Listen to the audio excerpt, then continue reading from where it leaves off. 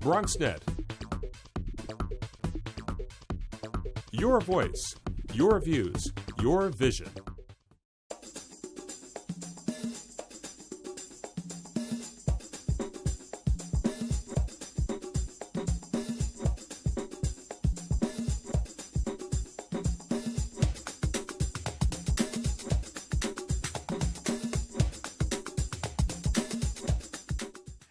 Pursuant to Chapter 69, Section 2706 of the New York City Charter, a meeting of the Bronx Borough Board and the Service Cabinet members have been invited due to the importance of this meeting. The meeting will take place on Thursday, August 26, 2010 at 9:15 a.m. The meeting will take place at 198 East 161st Street, 10th floor conference room. And let me just say at this point that there will be no Borough Service Cabinet meeting next week. All right? Our items on the agenda will be an overview of agency and new changes from the Civilian Complaint Review Board. And the second item, which I think most of us are here for, is the annual education presentation from the Office of Portfolio Planning and the New York City Department of Education. Without any further ado, I'd like Dawn Fuentes, the Director of Community Recruitment and Training, to come forth from the Civilian Complaint Review Board. Please.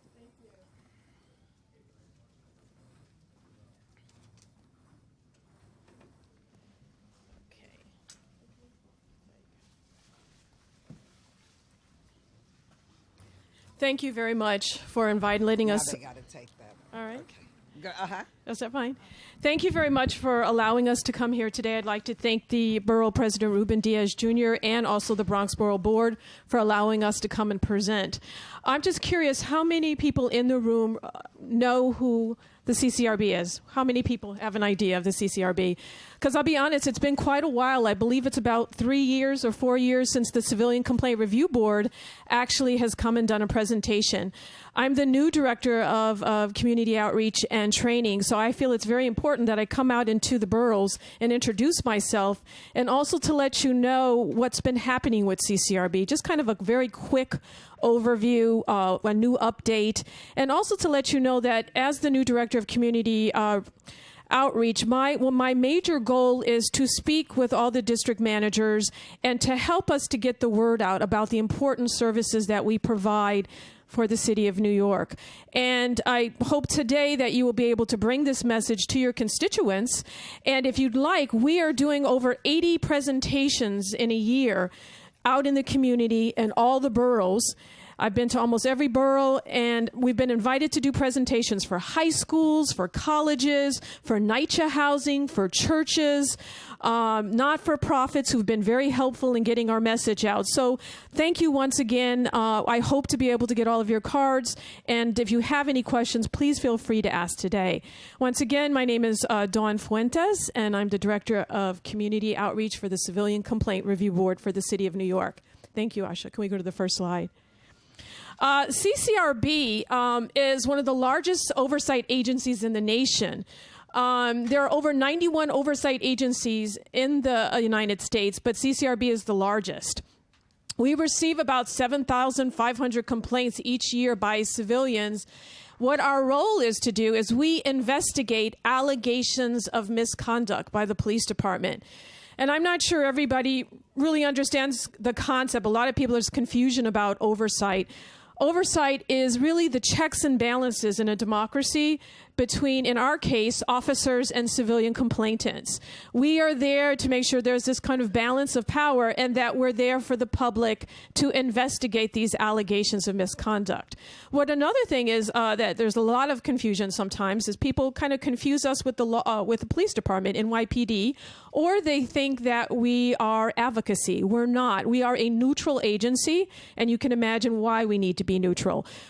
When we investigate, we need to have both sides, the NYPD and the public, having confidence that we're going to do investigations that are unbiased and neutral. And that's really the main reason that are the importance of our neutrality, that both sides feel confident in coming in to our agency. Asha, thank you.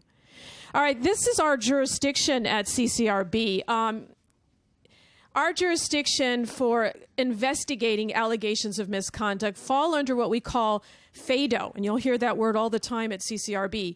FADO stands for we investigate when the public comes in and says an officer has used excessive use of force, which really falls under excessive use of force or unnecessary force, including to leading to deadly force. So we investigate those kinds of complaints. And I just want to see a hand in this audience.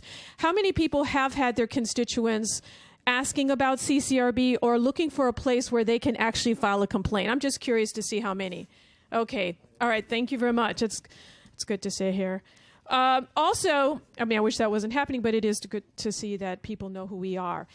Another thing that we investigate that's very important, it really falls under the Fourth Amendment. It's called abuse of authority. And how many have heard of street stops, stop, question, and frisk, racial profiling? I mean, it's in the paper all the time, and especially Patterson signing the new bill about the database. So I'm sure many of you are familiar with that. But if we have the public come in and said that there was an improper, and I say improper street stop, frisk or search, or any type of unwarranted threat of arrest, or any other abuses of a police authority, we would be able to investigate that complaint. The other one we get quite a bit of, and it's called discourtesy. It's if an officer has shown any kind of inappropriate behavior or language, including rude or obscene gestures. And I just want to curious, what do you think would be the number one complaint under discourtesy? And it's in New York City. It's actually, we get a lot of complaints of officers cursing. Of people feeling disrespected by the officer cursing. Now, the officer does have the right to curse actually in some instances, but in many instances, yeah, it's actually true, and I'll give you an example of that. Let me give you an example then, because I see some people are like, really? All right, here's an example. An officer, there are two people that are fighting with each other. An officer sees this, an officer goes to see what's going on. Then there's a couple bystanders that are just very curious about what's happening. And they start to kind of get very close to where this altercation is happening. Sir, I said, you got to move. Sir, you have to move. And excuse my language. Sir, get the out of the way. Okay? There are instances like that that actually occur. And that would be it. So excuse my language. All right. Now, here's another example where it was improper. An officer happens to be... Yeah. No. Here's another example where, an officer, and, these are just, instances that might happen. An officer's walking down the street. He happens to, bump into a civilian, and he says something like, excuse my language again, get the out of the way. That would be an improper and also discourteous way of dealing with the public, as also we are public servants too. So that is one area that we investigate, and I would say courtesy would be the number one, and also rude and obscene gestures and words. The last one under FADO is offensive language, and this one's very important because this deals with derogatory remarks based on a person's sex, a person's race, ethnicity, religion, sexual orientation, gender, disability, any type of complaint that deals in this area of offensive language, we do investigate that also. Now, many times, many of our cases are a combination of these. They're not just one. They could be two or three. All right? Thank you. All right, so this is just kind of an idea of the investigative process. What happens, our unit is an investigative unit. We have about 129 investigators at CCRB, and they're really the soul of our agency. Once we get a complaint, I'm going to let you know how you can file a complaint in a few seconds, but I just want to give you an idea of the process. The investigator will do all the work. He will investigate the complainant and get the whole incident report of what occurred on the side, the complainant's view of what occurred. And then on a separate day, they will also have the NYPD officer's viewpoint and take with usually a union attorney represented with the officer. And both sides will get an opportunity to tell their story of the incident. And that is really the beginning process. There's a sworn statement by the actual complainant, and then the investigative process takes place of filing the documents, looking for witnesses, doing all the investigative analysis. We also have subpoena power at CCRB. I'm not sure how many people know that. We have access to quite a bit of police records, and we're able to get those reports. And then the investigator, now some of these cases can be 3 months. It could take 3 months. Sometimes it's 6, and it's up to 18 months for a full total investigation. It really does depend on the case, so I don't want to give you kind of a round point. But it's usually 3, 6, or 18 months. And then after that case is completely investigated, a report is written by the investigator, and the investigator gives their findings, and then it goes to our board. CCRB has a board. I don't know how many people know that also. So the CCRB has a board of 13 members. They're all appointed by the mayor, but 5 of them are actually designated by city council members. So there's representation of all the boroughs on the CCRB board. It's very diverse in its viewpoints and everything. Also, 5 members are community leaders that have been designated to take that role. And then 3 are designated by Police Commissioner Kelly, so that we have a fair and balanced board that is representation of the police department's views also. So it's seen as unbiased. The board is the decision maker. They will take those cases and look at all the cases in panels of 3. And this is where some of the time factor takes place. And the substantiated cases, meaning that there was enough evidence there to say that the officer did do something wrong, will then be, and as you can see, is separate. We're not a part of NYPD. We are a civilian independent agency. It goes to Police Commissioner Kelly, and Police Commissioner Kelly will look at the substantiated cases and will look at our findings and then decide disciplinary matters for the substantiated case. The most disciplinary, we are what we call administrative investigation. We are not criminal investigation. We're administrative. The worst thing that can happen to an officer is an officer could lose their position. What usually happens is retraining. Many times it's communication training, or an officer loses a promotion opportunity or vacation time. So most officers do not want to have CCRBs on their record. But the NYPD also recognizes it's a way, these records are permanent. It's also a way to kind of have a red flag if there is a pattern of officers getting CCRBs. That could be a red flag that there's something going on with officers, with the public. So this is our investigative process at CCRB. Asha, thank you.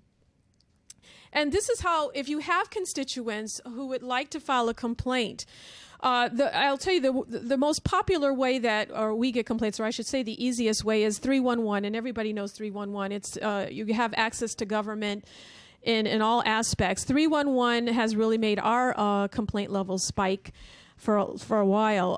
311 is a way that a person can do that. They can come to our office. We're located at 40 Rector Street, right downtown by Wall Street.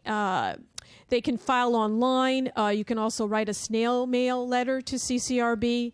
And many people don't know this, is that you could visit any NYPD precinct, maybe not where the incident happened, but other precincts. I know, I always get that reaction. But I do have to tell you that. And it's just important to know that NYPD would take that complaint, and they are supposed to send it to us. But when I talk in the community, I always get the same reaction. Of course, there's other ways to do it, and there's many options they can do it. What we do tell people also is that we have a mediation unit. Anybody in here been through mediation or have actually a part of their organization a mediation unit? Mediation is a wonderful way for, in our case for CCRB, to the complainant and the police officer to be able to face each other. To actually face each other, to hear each side of their story with a trained mediator, somebody who's not even part of CCRB but is trained and unbiased. And many times we find that by both parties addressing each other about the complaint, many of the times, many of the issues are resolved, especially for discourtesy or offensive language. What happens in many times is police officers get a perspective of the public. For example, that incident I just told you, I felt disrespected. My daughter was there when you said, get these types of things. It's a learning experience. At the same time, the public learns that the police officers are going by the patrol books. I mean, most of us do not know about reasonable suspicion or probable cause or stop, question, and frisk. officers are trained to use the patrol book, so we also get insight into the officer's perspective. So mediation, we found, has a high satisfactory rate. And can you imagine why? Anybody have any idea why mediation might have a high satisfactory rate between both parties, the police and complainants? Anybody have an idea? Ma'am, sir? Maybe less threatening, but it's also it's an emotional release for the complainant to be able to express how they were feeling. And the officer has found that recidivism, if an officer has actually gone through a mediation, recidivism has looked. Our statistics show the officer probably would not repeat that again. So this is another thing that we do at CCRB that the public has an option to also. Now, I should mention this too, not all cases go to mediation. Any kind of bodily harm or property damage, those cases would not go to mediation. On the officer's record, it does show it's a voluntary, both sides have to agree with it. On the officer's record, it would go as mediated. Okay, Commissioner Kelly has recently stated about a couple months ago that he's encouraging officers to look at mediation as a viable solution. All right. What I also want to let you know, and this is an initiative, our board chair is Ernest Hart. I'm not sure if any of you are familiar with him, Ernest Hart. He's our new board chair. He has implemented as one of our strategic goals is, we're located in Manhattan, but we've heard many times from the public, we wish you had satellite offices in the boroughs. And I really wish we had that also. But what he is doing to try to help make sure that we get viewpoints from the different boroughs, Board Member Hart is now having public board meetings in all the different boroughs, and that's why I'm also here today. The next public board meeting will be in Manhattan, and that's on September 8th, which is next Wednesday. It's in our office at 10 a.m. to 11 a.m., but we're having one October 13th in Staten Island.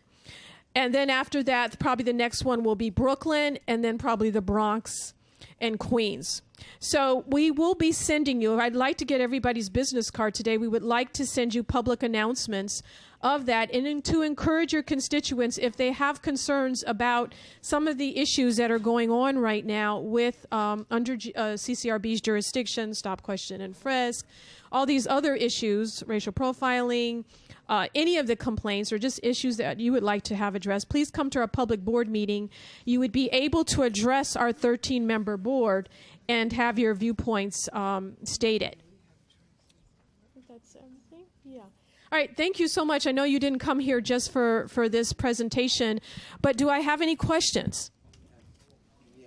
Yes, I see a hand over here. Jeff? Yes. Can somebody put a cover over that light? Oh, thank you. Jeff, yeah.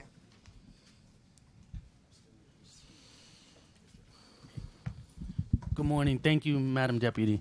Two quick questions. One is, recently we've seen in our office a spike in people getting disorderly conduct summonses, and obviously if you read the penal code, disorderly conduct is one of those things where you can almost get it for a whole litany of things. So, and I know a couple of people were frustrated to hear that it's about a 6 to 9 month turnaround from a CCRB complaint.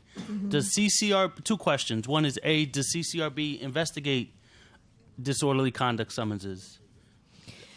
And two is, will they look at the outcome of, if someone takes it to court to challenge it, will they look at that as a determining factor in their decision whether there was proper or improper police conduct?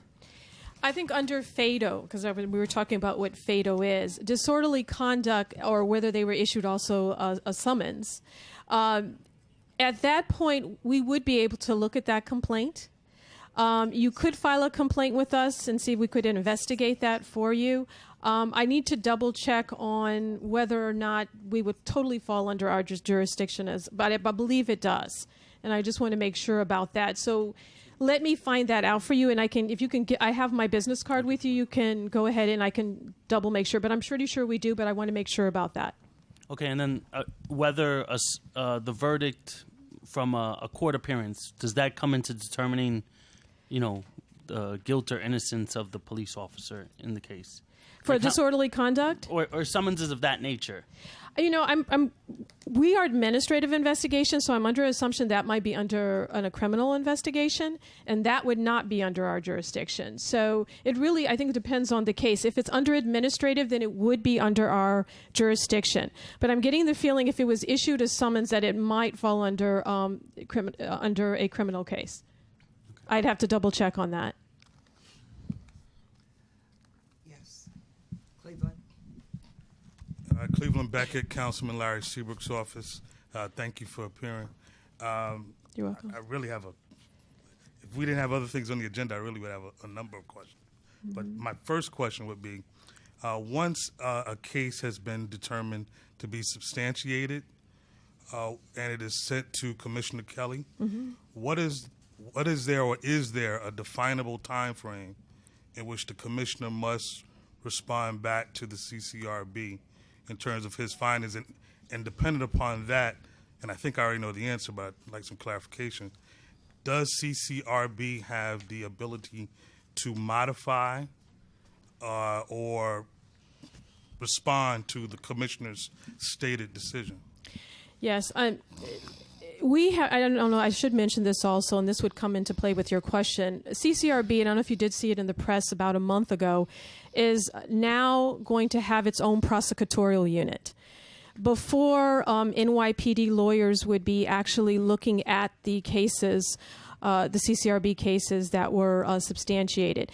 Now CCRB is starting a pilot program, which Commissioner Kelly has also signed off on, and it's a pilot project where we will be having our own lawyers. We've already just hired new lawyers that will be prosecuting our own cases. So that's going to change. So to give you a definite answer on that, it really depends on this new prosecutorial unit and how that's going to come into play on what we can do as far as changing Commissioner Kelly's decision. Since you mentioned that, in regards to budget, how is that part of the CCRB's budget, or is that going to be coming That's a great question. from the police department or some other? That's a great question. That was also in the press. Also, we just received money from City Council to be able to have our own prosecutorial unit, and this is definitely, I would call, the next evolutionary stage of CCRB, because the public was demanding for a long time that CCRB have its own lawyers that would be able to prosecute its own cases. Now, I don't want to give a false image here. It looks like it's going to be a pilot project and start small, like most pilot projects do. They start small, but I think it is a wonderful next evolutionary step as the largest oversight agency in the nation to have its own prosecutorial unit, which means our own lawyers will be going to court with these cases, an administrative court. Thank you. I'd be interested. How long is the pilot project stated to run for? They're being very. I can get you more information on that. I don't want to give you a definite number that's wrong, but if you call me, I could get that information for you. Okay, thank you. It's going to start soon, though. We've already have the personnel in order, and it looks like it's going to start very soon. Thank you for that question. Greg? Thank you, Deputy. I have a question. In a case where you have a mediation and the complainant has agreed to the mediation, but the officer declines to participate in the mediation, the agency then has the option to drop the case. How does the complainant feel any kind of redress? Great question, too, and I need to clarify that and make sure this is understood. Actually, in order for a mediated case to come together, both sides voluntarily have to agree. So we couldn't have a mediation if the officer says, I don't want to go to mediation. At the same time, the complainant does have the right that in the beginning of the mediation, if it doesn't seem like this is going to be the route to go, then we can take a step back and actually the case can be investigated. And I want to make sure I do say this too, again, that not all cases can go to mediation. Only cases where there are not bodily harm and also property damage. But both sides have to agree to mediation in order for it to work, really, in order to have a constructive dialogue. The officer has to agree to it and the complainant both have to want to come together. Yeah, quick follow-up. But what happens in the case where that's happened, but the complainant is willing to move forward, but the officer declines, and so the case gets dropped by the department? what then is the option for the complainant? If the officer decides he doesn't want to mediate, it's still a full investigation will take place because the complainant has put basically signed off on the complaint. So the investigation has to go through. That's a great question too. Thank you. John?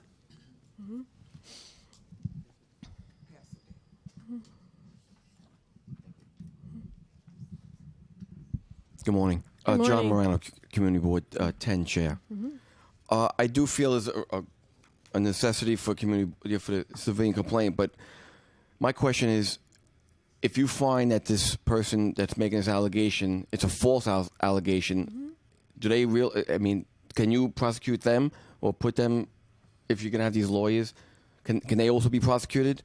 The people making the allegation, if it's false?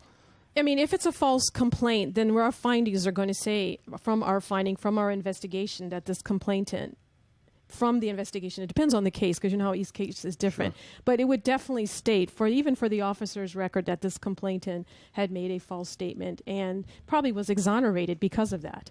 Okay, so because we will find out on both sides through the full investigation whether the officer followed proper procedures or whether the complainant was lying or misconstrued the information. I mean, it will come out in the findings because the case can be substantiated, exonerated, mediated. That will happen. Because false allegations, so it could also, your workload would also be high if someone is making false allegations also. That could happen. You know, that happens in cases where we find, I mean, our substantiation rate, I should tell you, that is at 10%. But there are many times when the officer is exonerated, that the officer did nothing wrong. Many times what I found just from sitting in mediations, and not saying that's all the time, but there are times when the officer is exonerated, that many times is miscommunication. Many people, I mean, I don't have time to talk about that today, but many people do not know about DeBoer's 4 levels of street encounter. And I think the public sometimes gets confused. And when I go and do outreach, I do talk about that, DeBoer's. I'm not a lawyer, so I have to be careful what I say. But there are, based on the DeBoer's case, the officer does have the opportunity, and he's in his jurisdiction, to stop and question under certain circumstances, and their levels get more intrusive. But most people don't know that, and a lot of miscommunication can happen because of that. So it is our job to look at it fairly, as I said before, unbiasedly, and so both sides can feel coming in the door that we're going to do a thorough investigation. And I know somebody had mentioned about the turnaround. Some of these cases, 3 to 6 months. It's not totally only the investigation. Remember, it has to go to panel with the board to look at it. So that also takes some time to make sure it's a thorough investigation. So these false allegations, nothing would happen to them if you find that they are making false allegations? Oh, there's nothing we can do to them. I mean, the case, I mean, if the officer had decided to do something, maybe, perhaps, but not us. There's nothing. We can just show in the record that it was a false. Right. Yes. Thank you. Mm-hmm. Okay. Frank? Yes. Mm-hmm. Hi. Hi. Yeah, just to let you know, most community boards have CCRB complaint forms in their offices. Oh, that's good to know. And we in no way, shape, or form, however, take any position on any case. We just give the material out, let the person fill it out, and send it in. Okay? Now, you reported that 7,500 cases went before the CCRB? I think that was the number there. Yeah, 7,001. Yep. Out of the 75, do you have any idea how they were finalized?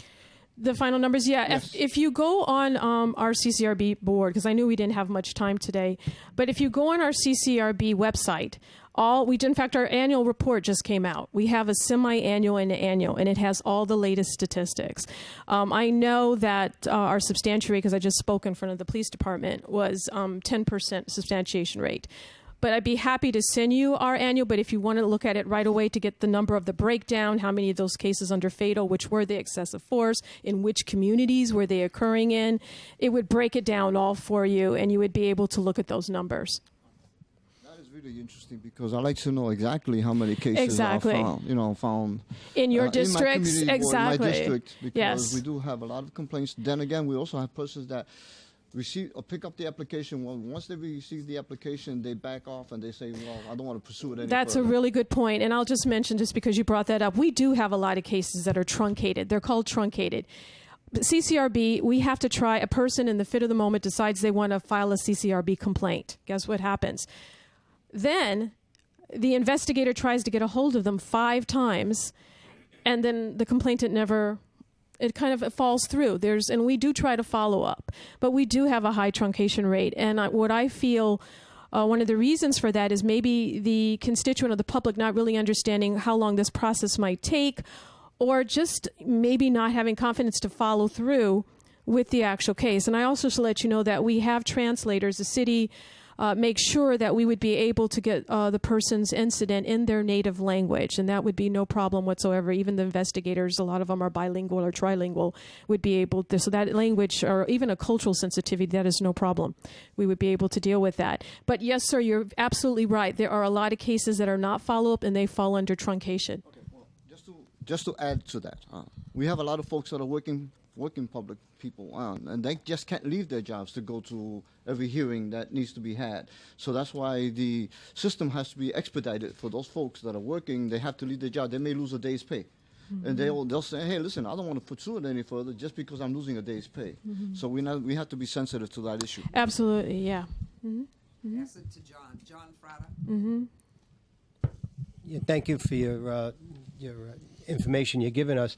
But I want to follow up on what John brought up, because I know, look, we recognize the fact that there are legitimate cases that come to CCRB, and there are cases that the complainant honestly feels is legitimate, but winds up being unwarranted. But we also have to recognize the fact that there are cases that are brought that are totally bogus. Now, that individual is signing a sworn affidavit, and I think there's something wrong with the system if we allow that person to get off scot-free. You're making an allegation against a police officer that's totally untrue. That police officer's life is really in shambles, and it's a bogus allegation. I think there has to be some accountability to people that do that, because we know you get a police officer that you have somebody that has an arrest record up the kazoo, and this one cop is just staying on him because he knows his background or her background. File a civilian complaint complaint against the cop. It's something. There's a problem with the system. I think that the record will show, though, that officer, if that is the actual case, will be exonerated for that. So the officer has on his record that it was exonerated. So I'm just thinking for the officer's side, that is the case. And at the same time, it will be mentioned, what the findings were as far as the investigation showing that perhaps that complainant exaggerated the story or lied or whatever the incident might be. But this is, the CCRB will make sure that through the investigation, and then we actually have also lawyers on our board too. No, I understand. No, I know what you're saying. You're saying that there should be another component of it. I think if you don't have another component, you're going to continue to get these bogus complaints that do come in. As whether they're small, whether the amount is very little or a lot, right? We don't know. But we really don't know if they're bogus unless we do a fair and neutral investigation. That's fine. But what I'm saying is after the investigation, it's like if you file a phony police report, you get arrested. There has to be some accountability for something like that. And that might fall under. Yeah. That's something that could actually be brought up also at our public board meeting, if you'd like to do that. John, pass the mic up. Sure. I know I don't want to take all your time. Yeah, we have another. I know, a very long one. That's why I didn't bring a lot of information with me. Yeah. Thank you, Madam Deputy, and thank you for being here.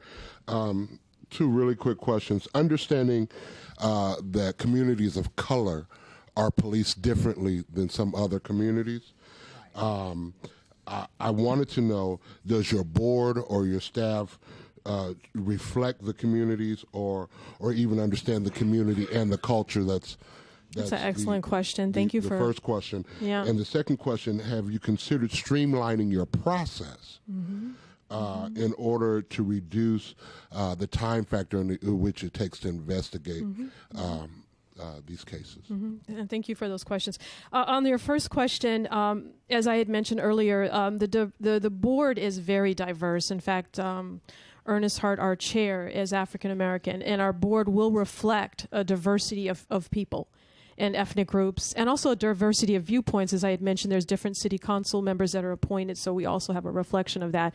Our investigative staff is also diverse, and there is what we call cultural sensitivity training, that our investigators are trained to be aware of that when speaking with people in different communities, either it's language or just different cultures. I think another thing that we do is community outreach. I have to be very sensitive to that. When I go to every borough. I have to be very sensitive to that. In fact, I just wrote a grant where we're trying to get money from a foundation to be able to also develop materials that even show more cultural sensitivity. And so I do know what you're speaking of, and I believe that the agency is very cognitive of that, and we really do try to represent that when we go out, and that our investigators are trained to be cognizant of that also. On your second question, let me get back to your second question about how long the process is. From my understanding of the process, I'm not an investigator, but it's not so much the investigative process that will always take very long. It really depends on the case. We have a truncated case will close in like a month or less than that. Some cases, depending on what kind of fatal it is, discourtesy or offensive language, those like 2 to 3 months doesn't seem like to me an extreme amount of time. But the more complicated cases like excessive use of force and abuse of authority are very serious cases. And so they're definitely thorough investigations. I have heard the public say, just to say what you're saying, can we streamline those and make them less time consuming? And I know the agency is looking at that. That is something I would also encourage people to bring up to our public board meeting. And the board needs to hear that. I can bring these things back, but seeing the public's faces and hearing your comments would make a very big difference. Thank you for asking that question. I hope I answered that for you. Yes. Just one, please. I just want to offer my office. If you want to use the satellite, you can use my office as a satellite. Wonderful. You can use it at any time. It's available. It's public space. I think this is such a crucial and important issue to us here in this borough that we need to make sure that we open the doors so that everybody has a fair and open system where everybody feels comfortable with the system. Right now, we have a lot of people in the neighborhood that don't feel comfortable with the system. Yes. And I want to offer up my office for your use at any time. Thank you very much. And just on a final note, I want to thank everybody in this room, and I really do take this position that I'm in very seriously. I think community outreach, bridging a dialogue, hearing what the communities have to say, and I've already heard quite a bit. We've done about, almost close to 70 presentations in NYCHA housing, in churches, and in different areas, and I'm hearing what people are thinking. So if I could get your cards, we would like to send you information, and then I would like to maybe meet with you individually and see how I can be of more help as being Director of Community Outreach. What areas do you think I should go to? Which areas would you like us to come and do a presentation? If you pass your cards forward, and also I do speak to police. Also, I speak to police recruits. I go to roll calls, so I also talk to both sides. Just so everybody knows that. All right, thank you very much. Hold yes. it. You still have other people. Oh, I'm sorry. I didn't want to take all your time. I feel like I'm monopolizing Monica it. Harris Coleman from Senator Espada's office. Yes. Good morning. I'm very grateful for the opportunity. Thank you. I have a question concerning more the data that is provided, given there are a number of incidences like this that take place. My question is, if these incidents happen and they continue to happen and your board continues to review them, do you utilize that data, that information, to perhaps research and study what may be implemented in terms of training that may assist in these incidents becoming fewer and lesser?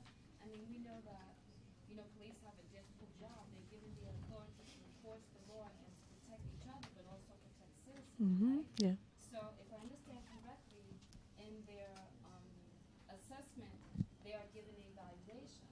So that assessment and that evaluation may be different from an officer that is beginning training to one that has been on for 3 years. So is there a point that maybe that information can be utilized to give them a new and a different evaluation in the process of them being officers? Oh, I see what you're saying. The information that we get. Actually, that's a very good question, too. our board just has, if you look at our charter, our board does have power to look at policies. And that is in our charter. If you go to our website, www.ccrb.nyc.gov, you'll see that CCRB, through its history, has suggested, from looking at our findings, policy initiatives. Also, I think what's important is when I go and speak to police recruits, in fact, I'm probably going to one. I did one in June, and I'm going to do one in November at the Apollo in Harlem.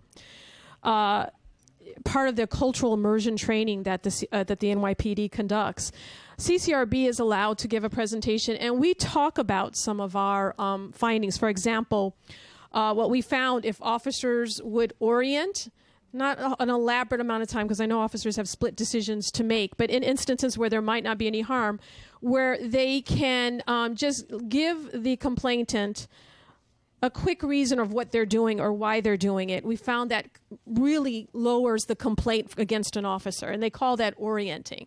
So yes, from some of our findings, we've given that to NYPD. When I go and address the new recruits, we talk about that.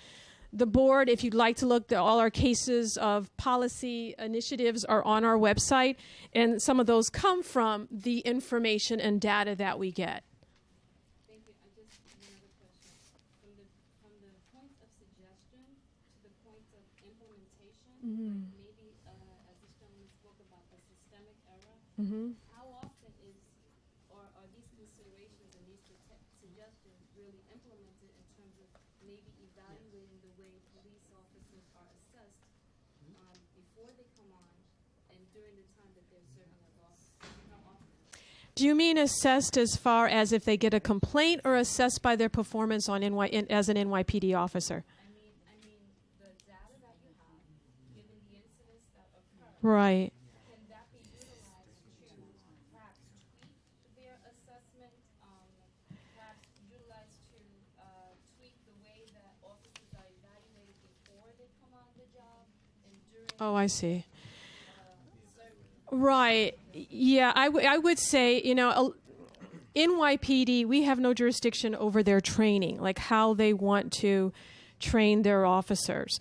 But they have allowed us to come in as part of their immersion training, and I know that our senior staff and our board chair speaks with the NYPD and has the ear also of NYPD to talk about some of the statistics that we have.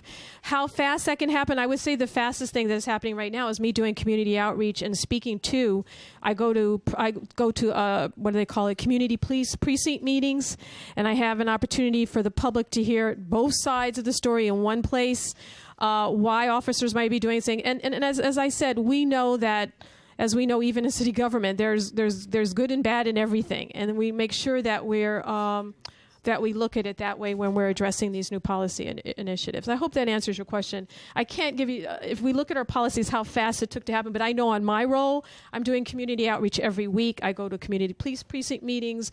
I go talk to new recruits. I go to all of the public, I go to all the boroughs, but I do need your help in identifying areas. We know where there's high police activity areas and where we get our high complaints because our stats show us. So I go to those areas, but we would always be welcome to hear what your constituents are asking. And even if you wanted us to come and talk to your constituents at a meeting at your office, we'd be happy to do that. Okay. Thank you very much. I hope I answered that. I want to thank you for your presentation. It was Thank quite you very interesting. I much. wish we could have spent more time. Yeah, thank you. But I do want to recommend that you contact someone in our office, in the Borough President's office, Tracy McDermott, who is the Director of Community Operations, and her number is 718-590-6001. If you contact her, she can send out all the information that you need. We have an email blast that goes out to every community agency, church, everything. Thank you very much. That's Okay. exactly what we were looking for. And thank you very much. And if I didn't answer some of your questions, I can make sure to have somebody call, and especially your question there, I want to follow up on that. So I've given you the correct information. Thank you very much. Thank you. Thank you. Bye-bye. Our next presentation is the annual education presentation, a 2010 recap and 2011 priorities and proposed changes to Department of Education. There's a presentation by Deputy Chancellor of Portfolio Planning, Mark Sternberg. Good morning, Mark. He's joined with I'm actually not. Bronx He's right Planner. here. But. Oh, okay. Bronx Planner Tania Shinkawa, High School Planner Sarah Kaufman, Miriam Sonheimer, and Payman Ruhanafort. I believe is that correct? Close enough? Yeah. Well, they're all from the Office of Portfolio Planning. Yeah. We also have the Deputy Chancellor of Community Engagement, Santiago Taveras. Great. Good morning and thank you for Good being morning. My name is Lenny Spieler. I'm actually the director of the Office of Public Affairs, and my office's mandate is government relations as well as community affairs. So I just wanted to give a brief opening remark before I turn it over to my colleagues. First of all, thank you very much to the borough president, the deputy, and the borough board for your hospitality here this morning. I won't be dropping the F-bomb, so you don't have to worry about that. We deal with children, so we have to be careful. But anyway, I want to first of all, just thank everyone really for their partnership in this room. I know everyone here is really on the front lines when it comes to education and, in part our eyes and ears in the community and our advocates on behalf of all the students in your area. As we do every year, we thought it was very important to come and present, firstly, year in review, what we did last year in 2010, and then as we look in the next school year, what are some of the goals, the needs, the challenges that we really want to talk to you about and solicit your feedback. So as we move forward with addressing the critical education concerns and issues in the Bronx, that we have your input on that. So with that said, I'm going to turn it over to our Deputy Chancellor for Portfolio Planning, Mark Sternberg, and his team, which are really some of the hardest working people in the department and doing the good work that needs to be done. So thank you very much.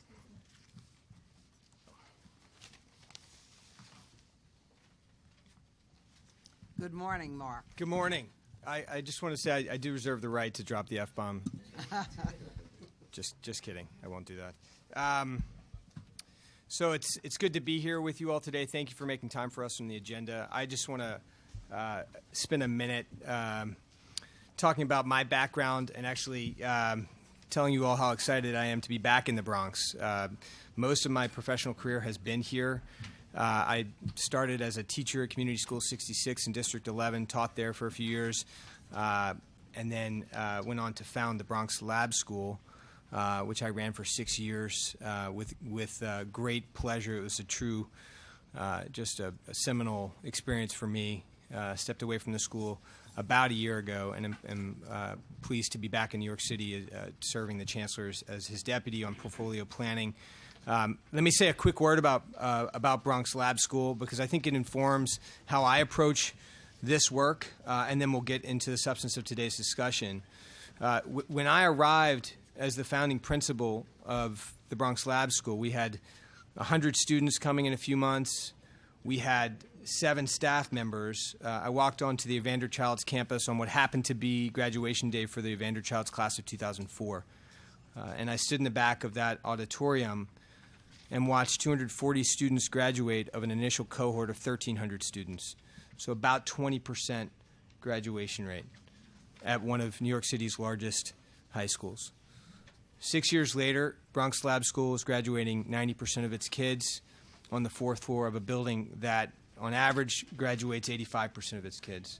This is the story of the Chancellor's vision for education reform in New York City. And it is at the heart of portfolio planning, the work that we do and what we are about for New York City. So with that, again, it's great to be home, and I'm excited to have this conversation with you. And we'll roll through some slides here.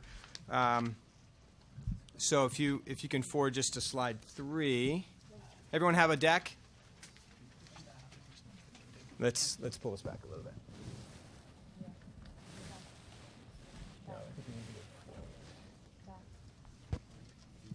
That may need to go.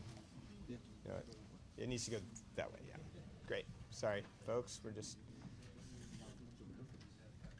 There we go. Sorry for blinding you in the front there.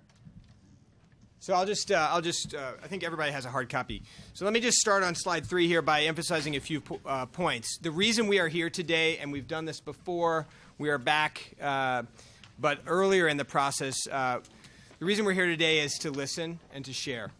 We want to highlight some of the big accomplishments of the last year. We want to talk to you about the major initiatives that we see coming this year. I think we're fine, guys. And get your feedback. We know there will be a lot of feedback. We know that a lot of the issues we want to talk about today are hot button. So we're here to share some initial thoughts and get your feedback. Nothing that you hear today is final, nor is it meant to be complete. We are in process. We are analyzing data. We have not yet gotten progress reports back on schools. So we have, we'll get to a part of the conversation where we talk about the school improvement grants coming down from the Department of Education in Washington and the persistently low achieving list, and we'll look forward to that discussion today. But I want to emphasize that that this is our current thinking. It is not intended to be final. We're here to listen, and we hope to get some feedback from you all today. So let me spend a minute moving to slide 4, talking about the work of portfolio, and this is kind of abstract and esoteric, and so I want to just make it very real for folks. Our job is to look at the 1,400 schools in New York City as a portfolio of schools and answer one simple question. Are those schools serving the needs of our students? We value every student in the city as much as the next. We get a lot of attention in this office for phasing out schools, but that is only one thing that we do. And if you look at the bottom of slide 4, you'll see the full inventory of things that we do. We develop programs. We are making decisions with community boards about zoning changes where we see overcrowding or undercrowding. We are obviously developing new schools, charter and non-charter, and I should emphasize the Bronx Lab School on the Evander campus was not a charter school. We are looking at grade reconfigurations. And then the last bullet here, we are very much responsible for and excited about this, the rollout of the school improvement grants, which includes the rollout of several intervention models for schools depending on their achievement profile. So that's transformation, which you've heard about, it's school turnaround, it's restart, and it's phase out when absolutely necessary. So the next slide, and then I'll ask Tanya to come up. The next slide gives you a sense of our timing here in making decisions and proposals about the various interventions we have in mind. Instead of walking through this slide, which I'll encourage you all to take a look at, what I would just re-emphasize here is that we're here today to share some initial thoughts. These thoughts are not comprehensive or final. We are here to gather feedback, to share those initial thoughts, and to plot our path forward. So with that, I'll thank you again for having me back in the Bronx. Good to be here, and I'll ask Tanya to come on up. So good morning, buenos dias. I'm not Tanya, but I am Santi. Santiago Taveras, Deputy Chancellor for Community Engagement. Good to be here this morning with you. Thank you, Board President, and especially Jesse and everyone else around the table for allowing us to take up a little bit of your time this morning. Like I mentioned, I'm Santiago Taveras, Deputy Chancellor for Community Engagement. I am also born and raised in the Bronx. I actually also was a founding principal of Banana Kelly High School on Longwood Avenue, which happens to be 2 blocks away from where my parents lived when I was born on Fox Street. So it's always good to be back in the Bronx. And then I started the Academy for Careers in Sports in the South Bronx campus, and was a local instructional superintendent for 11 schools in the Bronx as part of Region 9. So I had most of the high schools in Region 9 that were part of the Bronx in District 7. And I also want to welcome 4 out of the 7 Bronx superintendents. We have superintendents from District 7, 8, 9, and 10, Yolanda, Tim, Sonia, and Dolores. So those are folks that you should see at CEC meetings and in your schools. But one of the things that we want to do is that we want to make sure that we engage with the communities.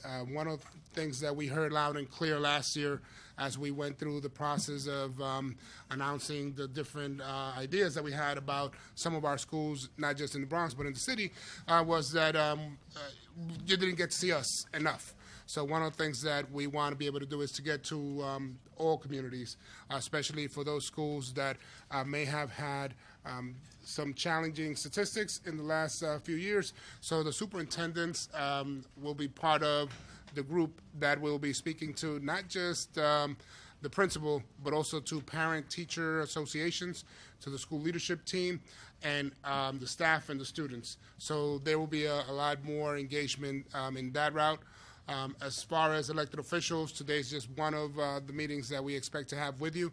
So whenever there are issues around schools, we are more than happy to come and share those today. Like Mark said, these are not a done deal. These are some of the things that we've seen, and we want to share some of the thoughts that we have about what we see in our community school districts. So as members of the different communities that you represent, we definitely want to hear your feedback before we make those decisions.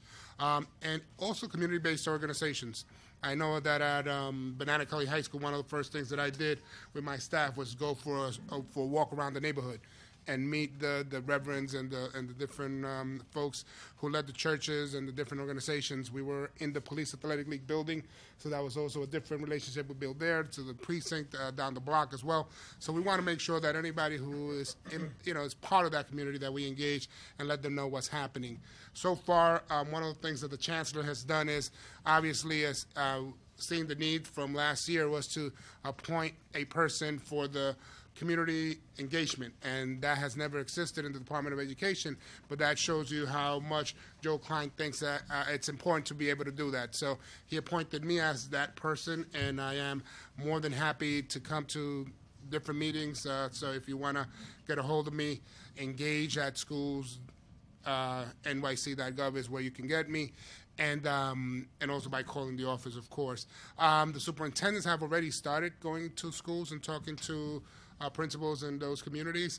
Superintendents will be out there again. I'm talking to communities when the new progress reports are released later in September, and just making sure everybody's aware that there are accountability systems that are not just from the city but also from the state, and we want to make sure that it's not just the principal that understands those, but also everybody impacted in that community.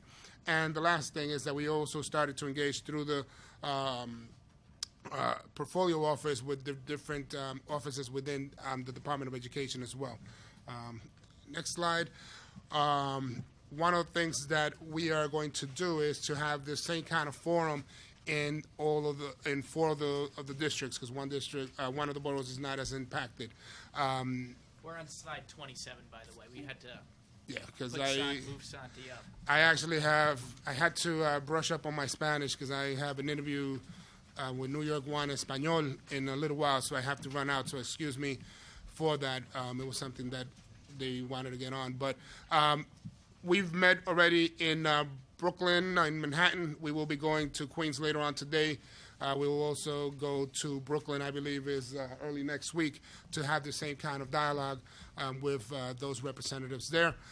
We are also going to make sure to engage all of the CECs. I know that some CEC members are here. And the citywide council and high schools in District 75 and the special ed and ELL committees for educational community education councils as well. So we want to make sure to engage everyone because it's important to get that information. Again, lessons learned, right? So one of the things that we do is we want to make sure that we include everyone there. And then there are those schools that the federal government, the state are going to name on a list. And some of you have seen that list, and Mark will talk a little bit more about that in a little while.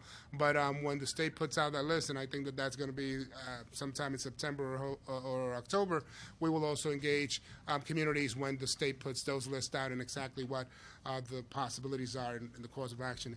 And the last thing is that there are a lot of different opportunities for folks to be able to provide us with feedback.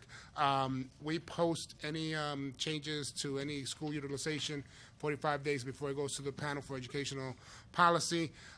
We are working closely with the different offices in the Department of Education. So we have the Community Engagement Office, which is my office. We have Portfolio Office, which is Mark's office.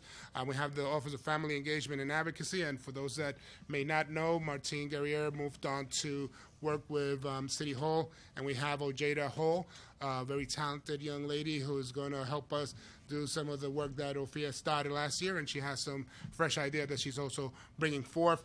We also have Maura Keeney, who's somewhere out here, who is leading the Public Affairs Office and her team. So with those folks at Tweed, and then the community superintendents that are actually in the community school districts, we're working together to make sure that we have many opportunities to hear the different communities. So before I leave, if there are any questions in terms of engagement, I know that usually I'm the last one to go because you would have had heard the different things that we have in mind in the different districts in the Bronx and some of the different challenges that are in the Bronx as overcrowding and so forth and so on. But community engagement questions that you may want to ask me before I step out? Yes. Yes. Who's the chair Yeah. will choose. Cover the light over here, please. I'm sorry. Thank you. Good morning. Thank you for coming. I'm excited that you're here.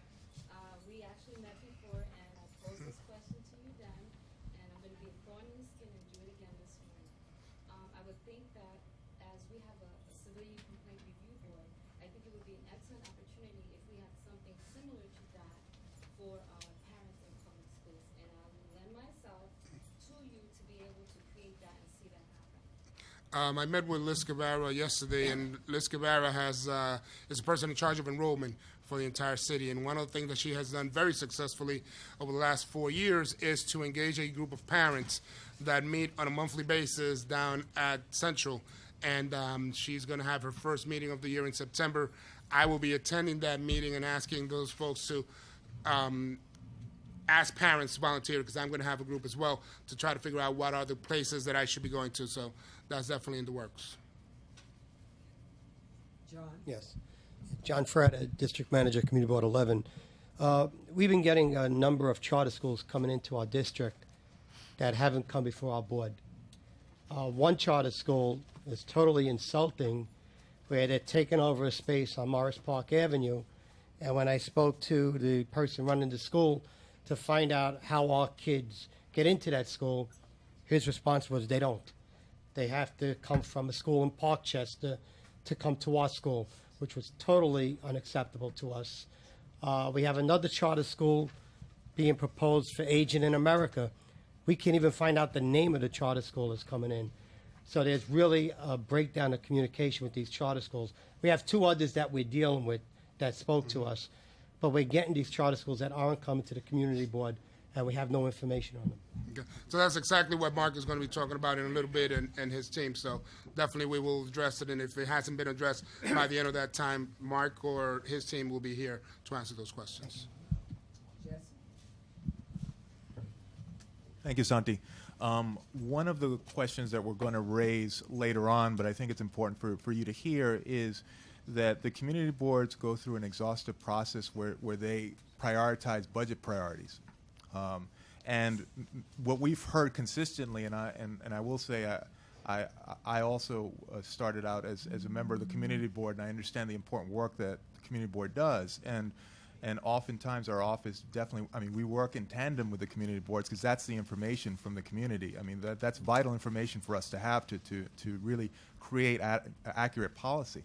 But one of the concerns that we've heard consistently is that the Department of Education, really, there is no communication or presence, at the community board when these budget priorities are being created. And I know that today the deputy will present the Department of Education. What we did was, in the recent budget priorities report, we extracted all of the items from the community board that were focused on Department of Education, and we will give them to the department today. We will give them to you today. But I think it's important that we really address that issue firmly. And Santi, I have to say that, I've had a very good rapport with you. I'm glad that you're in this position. You're a person that, definitely we've had, you listen. We've definitely had a cordial relationship. You do listen. You do definitely have Bronx roots and understand the borough. But this is an issue that has been raised for years and is never, ever resolved. And what the community board gets back is, we'll look into it, we're going to address it, we'll have it done. It has never, ever, ever been resolved. And what I would impress upon you, Santi, is that we need to address that. To have the community board's voices absent from portfolio planning or from capital budget, recommendations, it's just unheard of. It's definitely a document that we use to inform us, on our capital priorities. And I think that that's been something that I won't speak for the members here, but it's been something that, we've definitely heard on our end that has been lacking. And it's definitely, now that you're in this position, I really urge you to work directly with the community boards and remedy that. I appreciate you bringing that to my attention. It is something that definitely we're going to be addressing, and I want you to just be able to school me a little bit more on that. More than happy to come back to the Bronx and sit down with you and give me a little bit more information and do that. Well, more importantly, Santi, before you go, contact information for you, for all the members of the community boards to be able to access, have access to you. Right. And definitely it'll be something that we, as as the Office of the Borough President, will follow up on. But the community boards need to have direct access to you. Yeah, Jenny Soberman represents in the public affairs, and she's here, over here.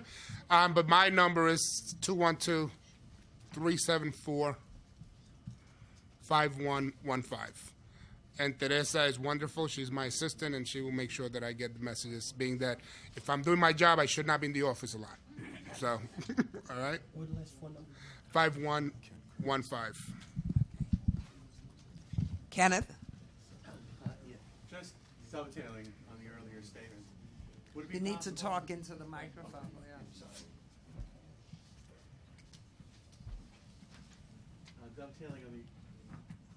Yeah. Dovetailing on the earlier statement about the involvement with the community boards and the Department of Education, we have district service cabinet meetings every month. And we all have schools in our board service areas, and there's never a representative from the Department of Education at those meetings. And when they're asked to come, we're told that we're not a coterminous agency. And we really do need people there because we all have school issues, and the district service cabinet meetings are the places where the agencies can resolve a lot of the problems that the community is experiencing with any entity, but especially the schools. So I would ask that you consider sending reps to the district service cabinet meetings.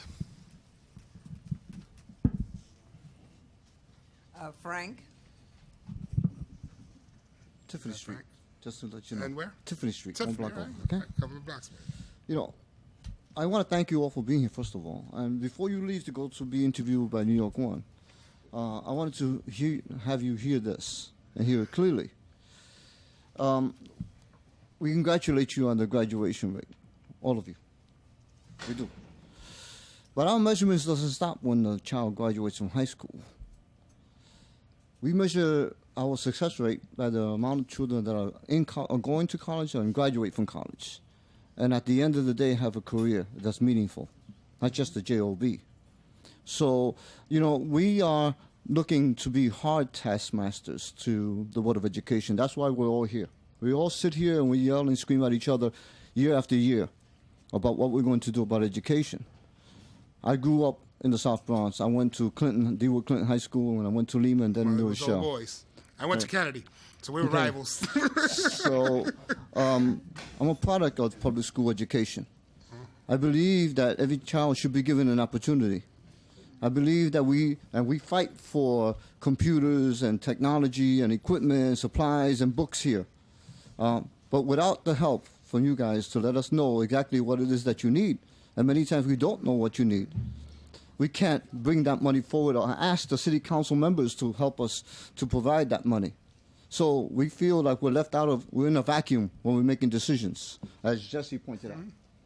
I think that it's important that we have better communications.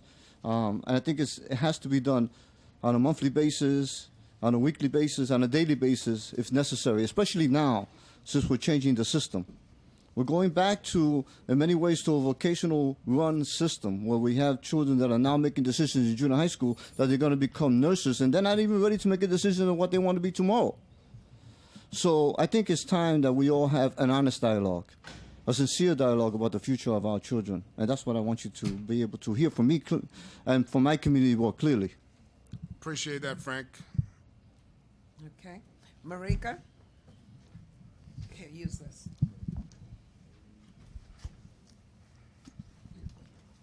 Good morning.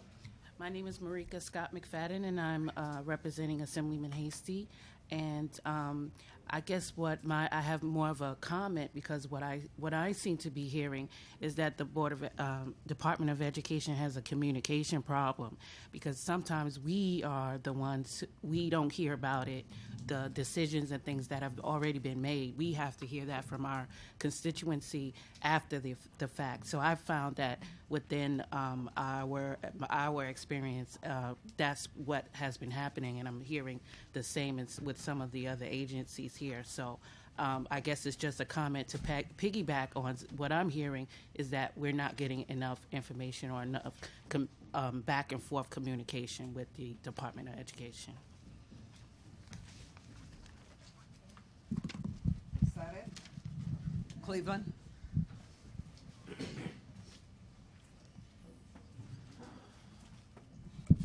Good morning. Cleveland Beckett, Councilman Seabrook's office. Let me first, I want to commend two people, one on your staff and one on portfolio planning. Jenny Sobelman on your staff. On Morris staff. Morris staff, and because we've spoken many times, as well as Tania in portfolio planning. They've been good, but the challenge is we hear from them and from the department when there's a land use issue coming up, when there's a budget issue coming up.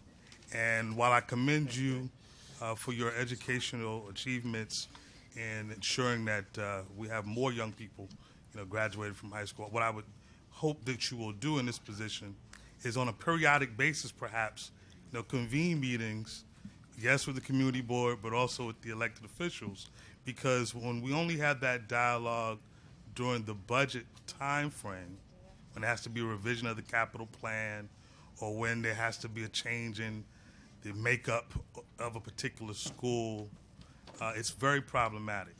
And oftentimes, we will be the last resort that the DOE will reach out to.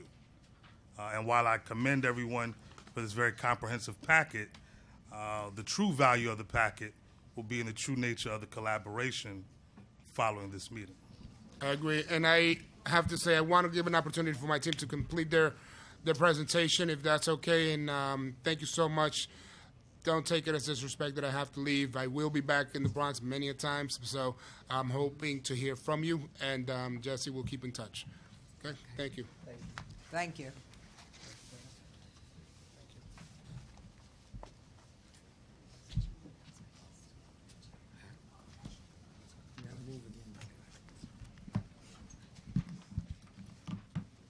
Good morning, everyone. Thank you for having us this morning. My name is Tanya Shinkauer, and I'm the Director of Planning for K-8 schools in the Bronx. And I also want to introduce my colleague, Natalie Ondiak, who is working with me on the Bronx planning.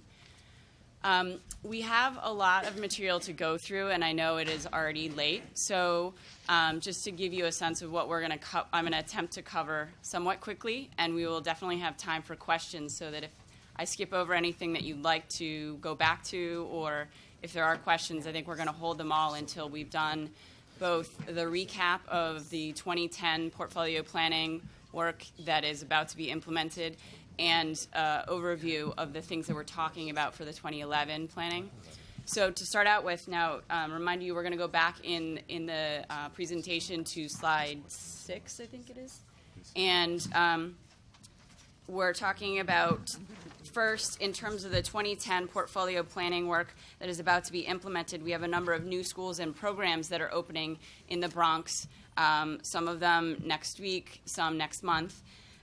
In District 7 and in District 8, we have 2 Bronx Success Academies.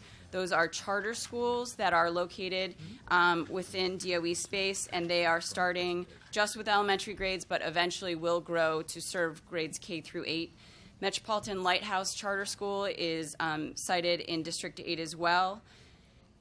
The program opening at PS 140 in its mini school building is for District 75. This is a part of our larger effort to ensure that we're accommodating the needs of students who are in District 75. This is a growing need, particularly in the Bronx, and this is a new program for the school that we're excited to be able to have the space to accommodate.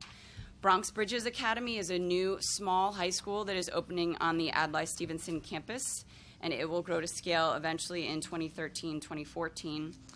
In District 9, we have a new GED program that will be opening in space that was vacated by another existing school that has relocated. In District 10, we have a new zone choice middle school, the Academy for Personal Leadership and Excellence, that will be opening on the Elizabeth Barrett Browning campus. We also have a new elementary charter school, the Kingsbridge Innovation Design School, temporarily located in private space in the Kingsbridge area and will shortly be moving to permanent space, also private space. The Van Nest Academy, which I believe may have been what Mr. Frada was referring to, it is a new K-8 DOE school opening in a brand new building. It is sharing space with an existing charter school, and it is opening with both elementary and middle school grades.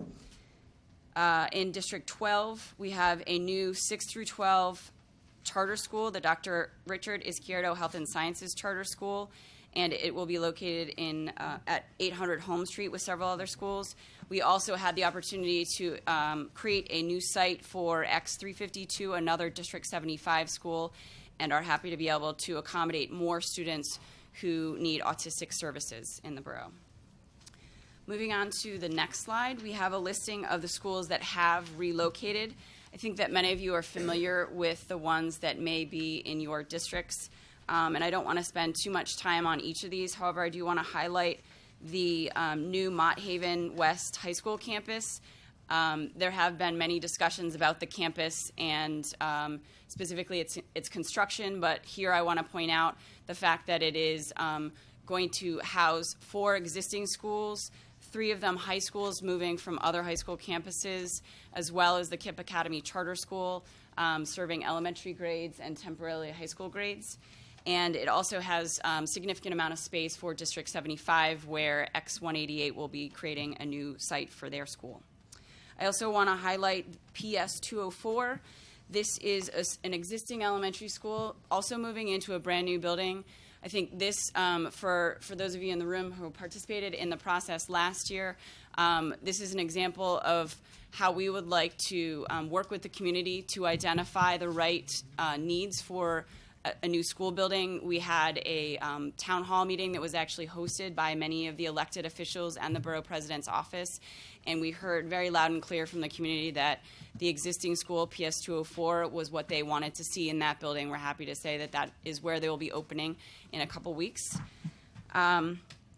Eagle Academy is also going into a brand new building, vacating other space that we will be able to use to meet district needs. Creston Academy is an existing middle school. It's phasing in, but it also will be going into brand new space in addition to the PS 79 building.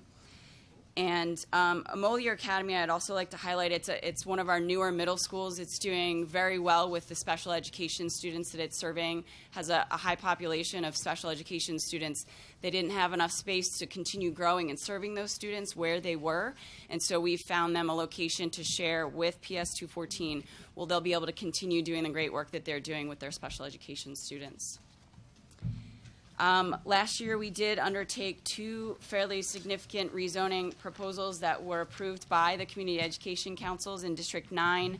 As you can see, the proposal that was submitted impacted the zones for 10 existing elementary schools. And in conjunction with the reconfigurations that you'll see on the next slide, also in that district, we feel that we are both addressing overcrowding, alleviating some of the issues that those schools have experienced. We're also enabling students, regardless of where they live, to have the same choice when they enter middle school. And we can talk more about that later, because this rezoning effort is a part of sort of a multi-year body of work that we are speaking with regularly the community about, and we hope to continue doing some of it this year. In District 10, I referenced the new building that Creston Academy will be relocating to in order to make sure that we're effectively utilizing brand new space such as that addition. We actually implemented a rezoning for the middle schools in District 10, and that allows us to serve more students where we have that new building and try to alleviate some of the middle school overcrowding that we're seeing in the northern part of District 10. Moving on to the next two slides, we had a number of grade reconfigurations that will begin being implemented next month. In District 8, 2 schools are going to expand to serve the full range of grades in elementary school, pre-K to 5. Those are the 2 schools located at the old PS 60 building. We have 6 different grade reconfigurations that, as I mentioned, work hand in hand with the rezoning to alleviate overcrowding and improve access to school options for students throughout District 9. In District 10, we did have one grade reconfiguration that, again, worked together with the middle school rezoning that was proposed and will be implemented. And in District 12, 2 different sets of reconfigurations. One, a very high-performing middle school will expand to serve high school students in the brand-new Monroe High School Annex, and 2 existing elementary schools are going to expand and serve the students in a large zone within the district.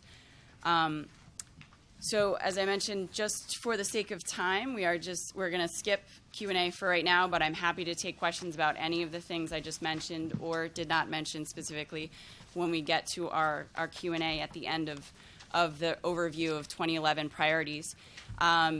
Just to point out that I'm going to be reviewing the priorities for K-8 planning, and then my colleague, Sarah Kaufman, will step in and take you through some of the high school planning priorities. This is an overview of what we see the work being. There are several resightings that will need to occur. There are not as many new buildings that will be opening, but there are some that are coming in future years that we'd like to begin talking with communities about. We also, the rezoning and reconfiguration work, again, is continuing from the past year. It's our effort to make sure that we're using the space we have to serve the students that are already in the schools until we can get new buildings in the places where they're most needed. We want to ensure that, especially in places where schools have not been performing as well as they could be, that we are offering the opportunity for students in those areas to make a choice about where they're attending schools, and to that end, we hope to provide additional school options that are as offering a high-quality educational experience. And again, the performance issues I won't really speak too much about towards the end of the presentation. The head of the Office of Planning, Payman Rahanafard, will take you through sort of where we are in that thinking, but I'm really not going to highlight too much of that in my overview of the priorities. On to District 7, and my colleague Yolanda Torres, who's the Community Superintendent for District 7, is here today. One of the things I'd like to highlight here, the Hostos Lincoln Academy is an existing 6 to 12 school that's located on the Hostos College campus. As many of you probably know, many of the community colleges are experiencing a significant increase in their enrollment, and they are looking to reclaim space where they can to serve students who would like to attend community college. So they've requested that we relocate the Hostos Lincoln Academy. As you know, space is very tight in the borough of the Bronx, and a 6 to 12 school, in particular this one, has about 600 students. So that is going to be a significant challenge. It's one that we plan to start the engagement for as soon as the school year begins, in particular for the 5th grade students in District 7, to know that if this is one of their top choices for a school entering 6th grade, that it is likely going to be relocated. We don't have yet any possibilities, but that will be part of our ongoing conversation with the community. I've also highlighted here the fact that Bronx Success Academy 1, while it is opening in PS 30, we will need to identify additional space for it because it is only approved for 2 grade levels in that building. Mott Haven Academy Charter, I highlight this because it is a charter school that is moving to private space, and it will be vacating space in a DOE building, which we hope will be able to help us meet many of the needs that we're seeing in District 7. Among them, growing District 75 population, the Hostos Lincoln Academy relocation, and any number of other things that we've talked about at our planning committee meetings. We just want to mention that there is a charter school that's been approved by SUNY and would like to be in DOE space. This is by no means indicating that we have space for them. Just want to note that because they will be out speaking with the community about their school. And PS 65 is an elementary school in District 7. It is currently on the persistently low achieving schools list, and so there are discussions about what are the appropriate interventions for that school. District 8. We also have a Bronx Success Academy that's opening there, and we'll need to look at where they will be able to grow. Overcrowding is an issue for a significant portion of the districts, significant portion of the district, particularly in the Soundview and Throgs Neck neighborhoods. And we have had some seats in the capital plan allocated to be able to construct a new building in the Throgs Neck portion of the district. However, we've been able to unsite them, so I think this will definitely be a part of our conversations with the community this year. I wanted to also mention that this past year we proposed an elementary school rezoning. We had many discussions with the school communities that would have been impacted. It was not passed. We do still have overcrowding in this area, and we'd like to go back to the community and talk with them about whether or not there are other alternatives they'd like us to look at, because until we have an additional school building in this area, we will need to continue looking at how to address the overcrowding.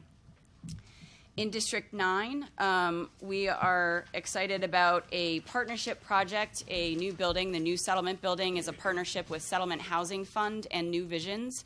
It is a building being designed to serve pre-K through 12 students. It also will have a community center, a pool, a lot of amazing spaces for the entire community, not just the schools, to use.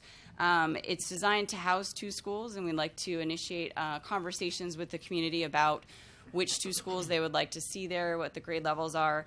We are hoping to very shortly put together a task force, which includes representatives of the elected officials who oversee this area of the borough, as well as the Community Education Council, the Community Board, and the Borough President's Office, to ensure that we're hearing everyone's voices in terms of what they would like to see in the building.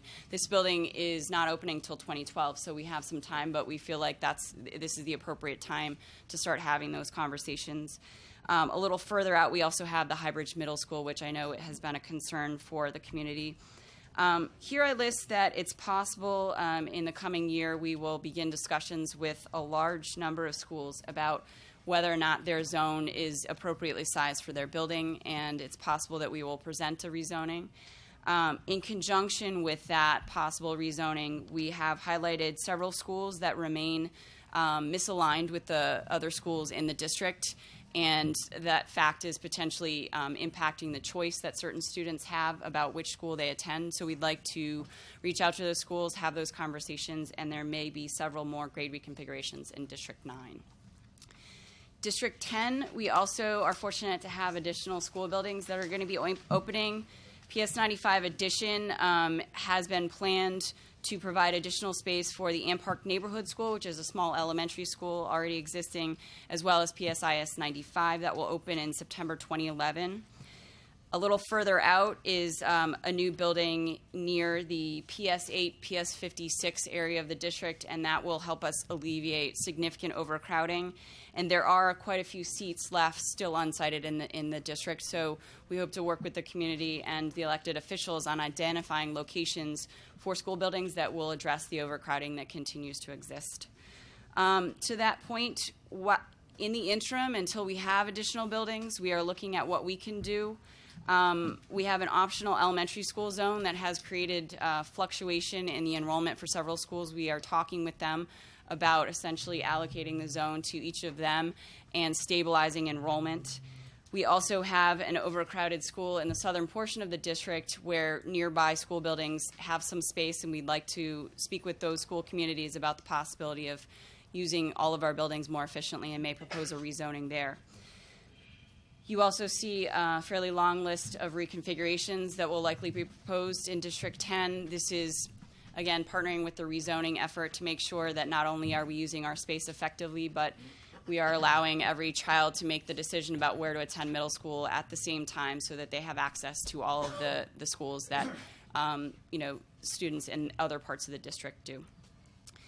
In District 11, we have pretty significant overcrowding in both the, and I apologize since I'm moving through this so quickly, I forgot to mention my colleagues, District 8 Community Superintendent Tim Baer, District 9 Community Superintendent Dolores Esposito, and District 10 Community Superintendent Sonia Menendez, partnering with me on all of the things I just ran through in the last couple minutes. District 11, I know that Monica Major is here from our Community Education Council, and for this district, we have a significant amount of overcrowding. The district did just make the decision to move to middle school choice, so among the things that we will be talking with them about are in a few years we will have a new elementary school building on Barnes Avenue, but we also have a large number of seats that are unsited. We are hoping to be able to find locations for new buildings. And to help with the implementation of the district choice for middle school, we hope to use underutilized space. There isn't much, but where we can identify it, we'd like to open a new middle school of choice to offer that to students and hopefully help with overcrowding in other parts of the district. We also have a couple of charter schools already existing that are proposing to make changes to their grade spans, and those will be a part of the conversation. In particular, I know that there is a hearing scheduled for September 7th regarding the 2 revisions that are listed here. District 12, we actually do not have a significant number of items that we're talking about in terms of official proposals. However, we do plan to continue the dialogue with all of the constituents in that district. Some of the things that we've heard are continued concerns about serving the high number of special education and English language learner students and making sure that all students have access to the higher performing schools in the district. One thing that we have continued to monitor and try to make changes around is the overcrowding that we see in the West Farms area of the district, and we will be looking at what happens in those schools next month to make sure that if there are any things we can propose to address that issue, that we work together with the school communities to do that. And now I'm going to turn it over to my colleague Sarah Kaufman, who will take you through the high school priorities.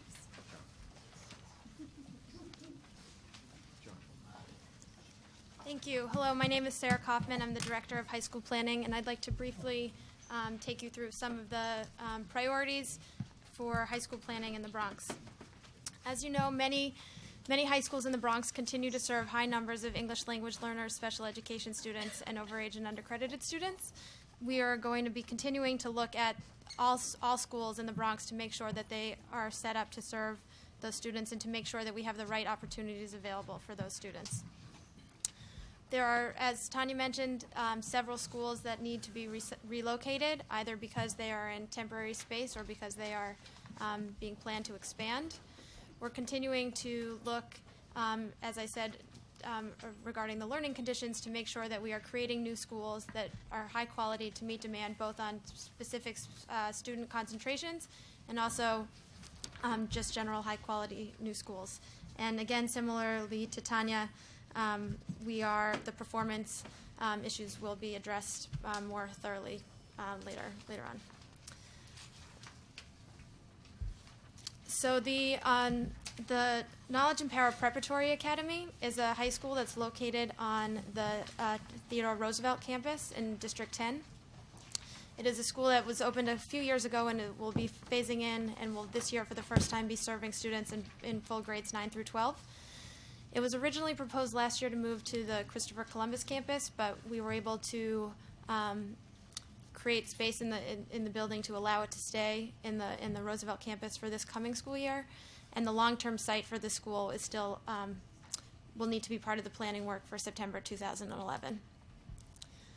Hostos Lincoln Academy, Tanya mentioned this. This is a school in District 7. It's a 6 to 12 school, so we include it on this slide as well. And so this will, as Tanya mentioned, be part of high school planning work as well as K-8 planning. We are for one new school that we know of in particular where we're looking to fill is on the Alfred E. Smith campus. We are looking to start a new school in that building that has CTE pathways in the architecture, engineering, and construction pathways. Those we proposed this past year to phase out that portion of the Alfred E. Smith High School, and we are working with local industry partners in the community to develop a new school in that building to continue to offer those types of pathways to students.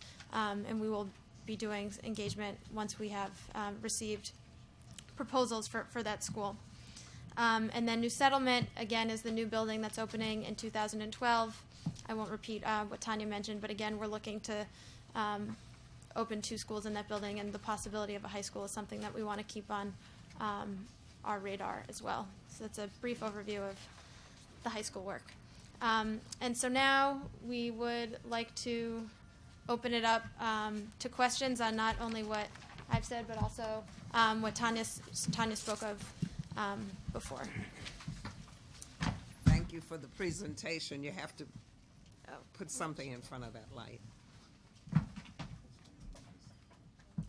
We have a number of issues that I'm going to outline to you, to both of you. Where'd she go? She's coming. Okay. Because, as was said previously, part of the problem is that we need to get better communication with the Department of Education. One of the issues, we've circulated a letter from the Soundview Academy for Culture and Scholarship dated August 9th about the conditions of the school that they're in due to their growing population. In the letter, they point out that they are expecting, the school was built for, where is it? It's over here? Yeah, it's over here. I got it, okay. The school was built for 300 students, but the school has been over-enrolled, and by the time they have the 8th grade in the fall of 2011, they may be approaching as many as 400 students. In addition, there are about 1,300 students in the other part of the building. I'm just going to allude to the questions that they had raised in their letter. The first one was, is there a way that they can get more space at IS 131 or get their own building? The second question is, can greater security agents be established?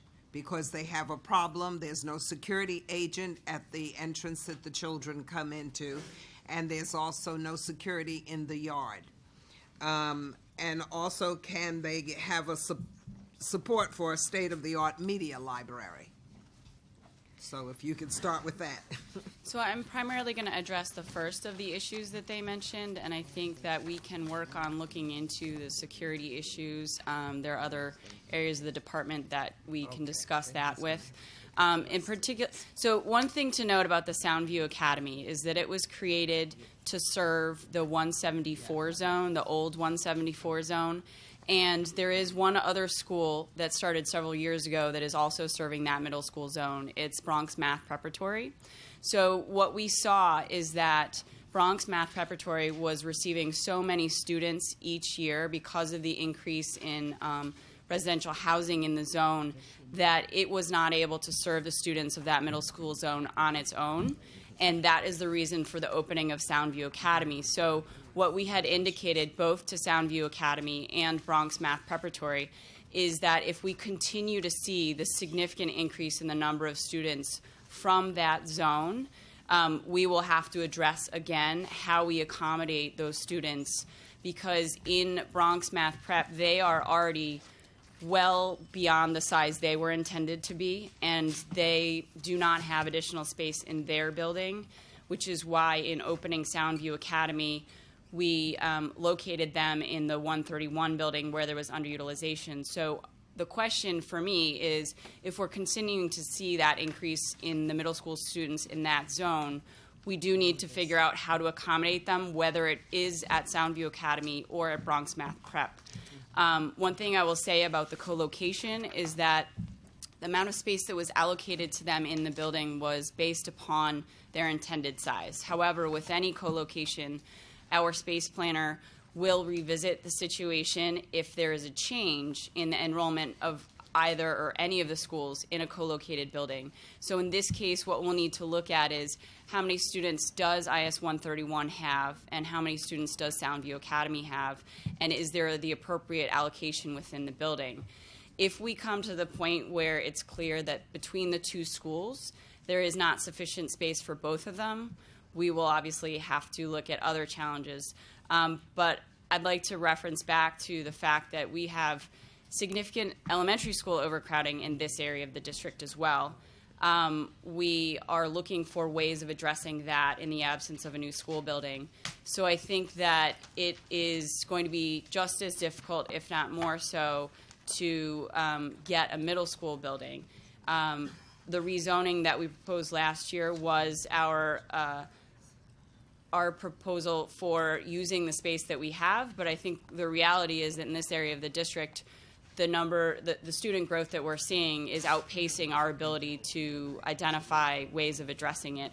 We will absolutely be in touch with Soundview about this and monitor the situation in their building, but for the near term, I think a new building is not one of the feasible solutions. Okay, I just want to let you know that the deputy borough president had to leave for another meeting, but we will continue. Myself and Jesse will chair. Okay. Any other questions? I just had a few. I'm sorry. I just wanted to ask the deputies questions, and then we'll Sure. open it up if that's okay. Recently, the borough president sent a letter to the chancellor regarding his support for space for the Celia Cruz High School of Music. And what we would like in the borough is a state-of-the-art facility similar to the one that was opened up in Queens. And we already have a state-of-the-art school of music in Celia Cruz, and we understand the issues with respect to space. But this brings us to another question, and it's been a conversation that this office and other offices have had with respect to PS 31. Are there conversations to utilize PS 31? Are there any conversations with respect to the building? The building, as we all know, just the history of the building, it's been vacant for decades, and it's the castle on the hill. It's a facility that, due to the need for space within the borough of the Bronx, would be ideal because of its proximity to Hostos College, community college. So it's a question that we want to ask. Are there conversations about PS 31? So there has been some limited conversation. The space planner for the borough has visited the building, the property, to evaluate what would be required in order for it to be used. And again, the information I have is that it would cost a significant amount of money in order to bring that building back into use. So the next question would be, if it is a priority, where do those funds come from? We've referenced the capital plan, and the majority of the money for whether it's new school buildings or refurbishing or upgrading existing buildings is in that plan. There is some money available for replacing the seats that we would be losing at Hostos Community College. However, it's insufficient to completely upgrade the old PS 31 building, so we would need to identify other funding sources if we were to pursue that. Beyond that, it's unclear what the time frame for bringing that building back online would be if it became possible. And we have the request to move Hostos within a year. So I don't know that we would be able to meet the needs in that way, but I think it's something that if we need to look further into it, I can find out, what other possibilities. I think we would need to speak with you in your office to identify whether or not there are other ways of bringing that building back, because my understanding is it would take quite a bit of work and quite a bit of resources. That's my follow-up, Tanya, is that Borough President Diaz has never been briefed on PS 31. Okay. And I think that is something that he would like as a starting point, to have your offices and the School Construction Authority come to him and begin the conversation about PS 31, because it's his desire that that building not remain vacant for another decade. And I think that having a direct conversation and having him officially briefed on where it is and what we could potentially do with the building, I think would be a first start. And not only exclusively, obviously, with the borough president's office, the local council member, Arroyo, has been very vocal about PS 31, the assembly member. So there are other elected officials, obviously, that need to be brought to bear with respect to having conversation about it. But Borough President Diaz, as borough president, has never been officially briefed on the status of PS 31. So that's something we would like. Okay.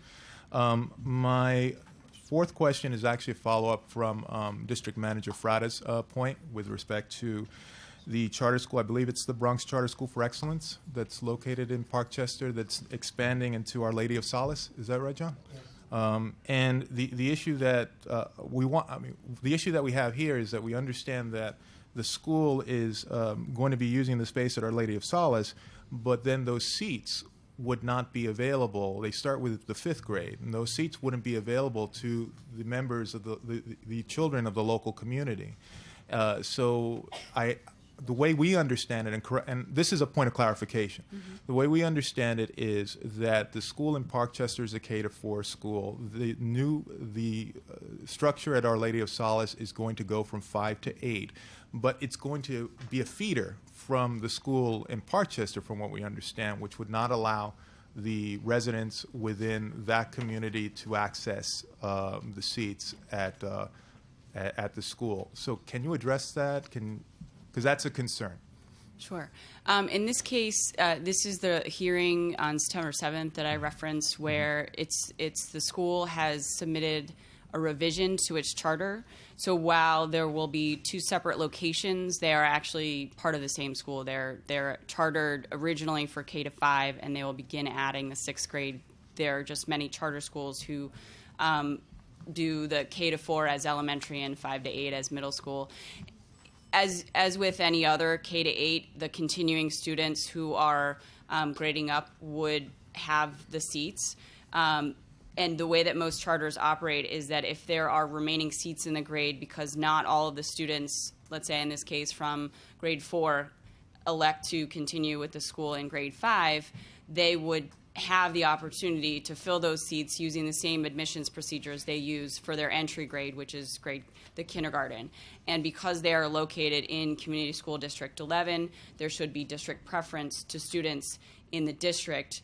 Right now, there is not, a preference that's offered to a smaller area, but because they're located in that school district, the preference should be given not only when you're entering in K, but also for any seats that are available that need to be filled by students. There should be a preference offered in that direction as well. So I think that more specific questions about that, though, the appropriate place would definitely be the revision hearing, and also to follow up with us, because if there's confusion around the way that they're messaging their admissions procedures, or you feel like they are not following, the procedures that are outlined in state law, then we can follow up and discuss that. Now, I'll go very quickly because I know that we're pressed for time, and I know that there's a lot of questions, but just a couple of other questions. Is that earlier this year, the court's decision to reverse the closure of the 19 schools citywide definitely is going to have impact with respect to some space planning for this year. You had mentioned CAP International as one, but what other changes will happen with respect to, there were certain schools that were, if the decision would have moved forward, would have moved into that available space, which is no longer available. So beyond CAP International, can you talk a bit about how that's going to change planning? Sure. Right. So CAP International, as I mentioned, is there. We are working also on a plan to potentially find space to allow them to stay in that building permanently. So that is one of the options that's on the table as we think about a long-term plan for CAPA. The second school is Bronx Bridges, which is opening on the Stevenson campus. There is currently a 6 to 12 school in that building that's also phasing in. So there is space in that building currently for Bronx Bridges to open. The School for Community Research and Learning was a proposed phase out on the Stevenson campus. So you're correct. That is something that we need to be addressing. And as far as there is space for that school to stay there for the 2011-2012 2010-2011 school year. There's probably also space in that building for Bronx Bridges to remain for 2000-2012 without any other changes. But that will be something that we need to address, as obviously Bronx Bridges will need to have a permanent location for when they're at scale. So those would be the only two And with respect to no. Tanya just mentioned the last one, which is the Izquierdo Charter School. Yes. Do you want to talk more about that one? Yeah, so in that building, the school that was proposed to phase out was New Day Academy. And their room allocation was significantly larger than they really needed to utilize. So there is sufficient space for Izquierdo to open and, in fact, potentially to grow for 1 year. We have to review the enrollment of all of the schools in the building before we can say that for certain. But it's another situation where we know that they can open for this coming year, and we'd like to continue monitoring the space situation, but we may have to make a decision if it comes to the fact that there's not sufficient space for them to grow an additional year. Okay. Last two questions. We've circulated a letter from the borough president with respect to the Mott Haven campus. And this is the campus that was referenced that'll be opening up in a few weeks, and there'll be about 2,000 students on the campus. I know that the borough president has had dialogue with the department on this. And what we would like to continue to talk about is that the 3 points that are mentioned in the letter with respect to the air testing, the community involvement with regards to notification on the campus site with respect to that it was remediated at one point, and the ongoing commitment of having somebody for the community, an environmental expert, be assigned to the community to be able to decipher this information. The point that we would like to, one is we would like a response to the letter. I know it's coming. I know the response is coming, but the borough president sent the letter, and obviously this is a continued conversation that we would like to have. The other point with it is the community was very vocal, and we have District Manager Rodriguez here, was very vocal about having a community meeting where they could be briefed on this is a huge endeavor. It's the largest capital project in the history of the Department of Education. There are numerous complexities with respect to a campus of this size. And we feel that it's very important that the community have a meeting where the department could present to the community and let them know where we are and give them the information that we were provided, at that meeting, which was very well attended. So is there a date in the near future where a community meeting will happen for the local community within the area of the Mott Haven campus where we speak about the campus and speak about all of the issues that we've spoken about privately? So I don't have a date for you. I was at the meeting you're referencing, and I think we agree about the importance of continuing the dialogue about this. I think we are sort of looking for the principals of the schools on the campus to help guide that conversation, because they will be the ones there every day being able to monitor situations, work with the custodial staff to ensure that all of the things that are in place to check levels and things like that are working. And so we also are, the SEA needs to play a lead role on this since they put a lot of those systems in place. So I think it's a matter of identifying when we can do that. Okay. And okay. The last question I have before we open it up is recently Commissioner Steiner ruled on the issue with respect to Girls Prep Charter School and the District 75 program there.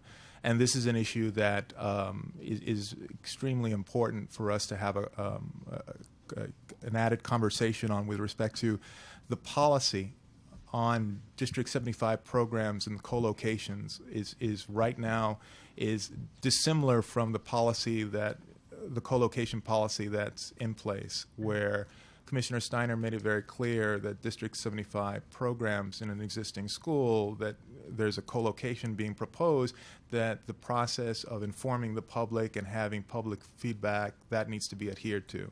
So as we move forward, one is we would definitely want to have a conversation with Superintendent Heck to really get a clarification as to what the policy is, as well as to ask the question moving forward within the borough of the Bronx, what is the policy What is the current policy with respect to if there is a District 75 program and there is a co-location being proposed, what is the policy? Is the policy, as Commissioner Steiner ruled, that the public would need to be informed as any other typical co-location, or is it different, or is there still a disagreement about it? Let me actually take this question. It's a good one. It's one Good, sir. It's a good question. It's one that we've thought about. As you say, the commissioner has ruled on this, and what we anticipate moving forward is that when a District 75 school is impacted by a co-location or any change in space utilization, that school will be included in the EIS process. So that is what we anticipate. We're working it through legal and through the PEP, the panel. So that's a short answer to your question. I'm happy to talk about it in more detail offline. We would definitely love to. Thank you. And we would definitely love to have that conversation, that formal conversation about it. Now, with that said, I'll open up to questions. I know that. Oh, I'm sorry. Ellie had her hand up. Ellie Edelstein, and then Jeff right after. Eleanor Edelstein, Councilman Copel's office. I have a few questions. I noticed that for District 10. Ellie, I'm sorry. Could you speak into the mic so we can? Yeah. I apologize. No, that's all right. I'm having a little difficulty seeing, so give me a minute. Thank you. At any rate, I said I'm Eleanor Edelstein from Councilman Copel's office. I have one or two questions.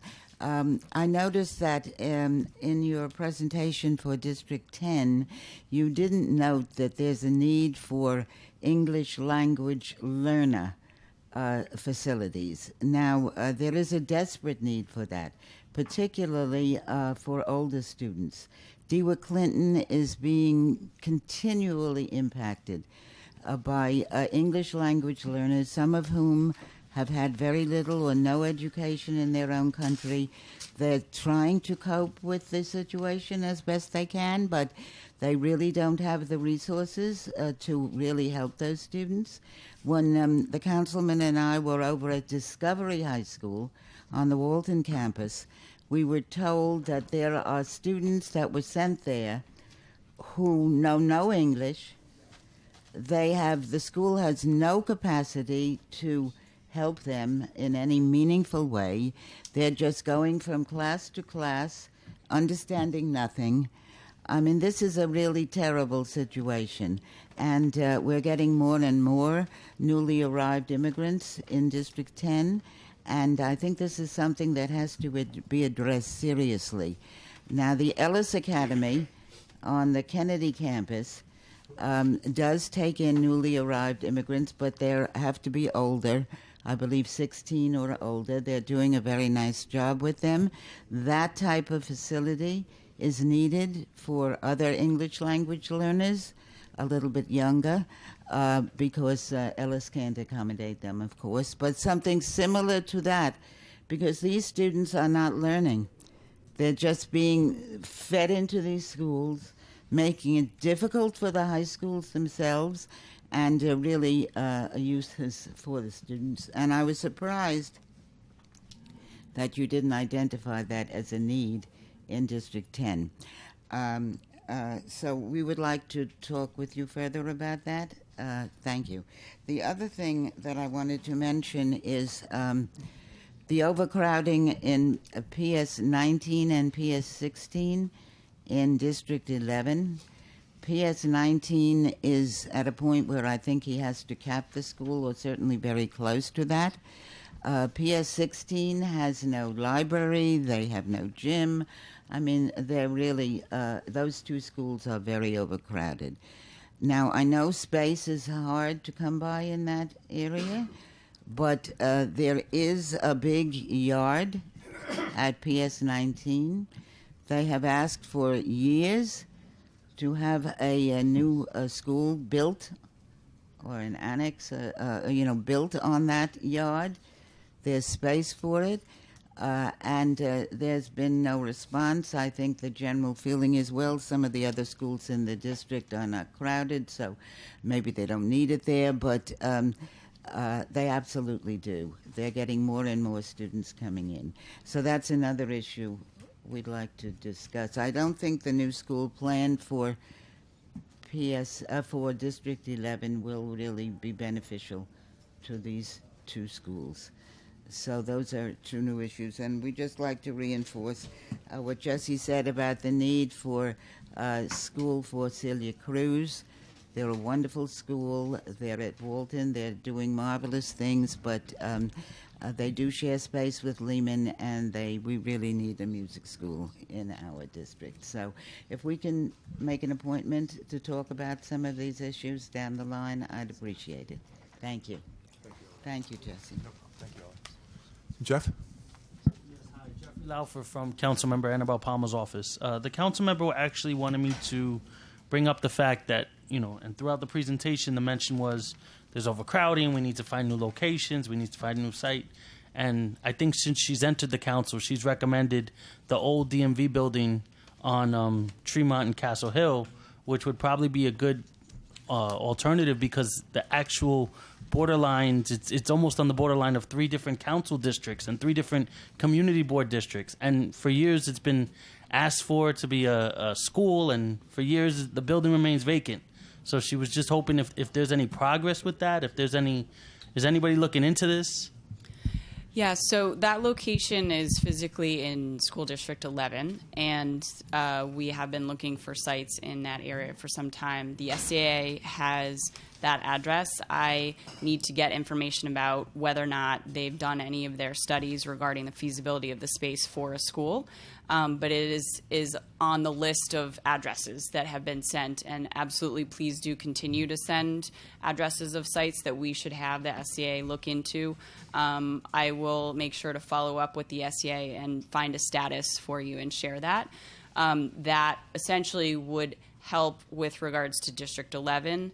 And not, as you say, it's the borderlines of 3 council districts, but also it is near District 8, where we also have overcrowding. And the issue, again, to address Ms. Edelstein's concerns as well as yours, we're working with the School Construction Authority on evaluating the need and looking at what we can do with the capital plan allocations, because we definitely see the need, would like to be able to identify sites for buildings, and we are working on that. So hopefully the council members will all see that in the capital plan amendment coming forward.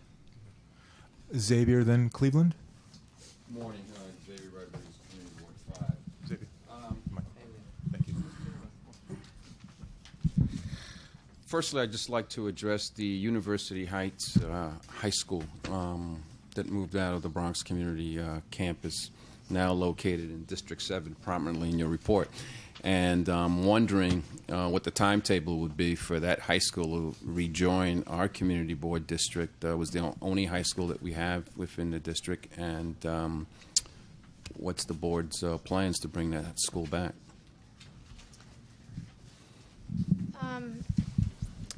So as you know, it was a very long process to try to identify the proper space once we were faced with the challenge of finding a new location for that school.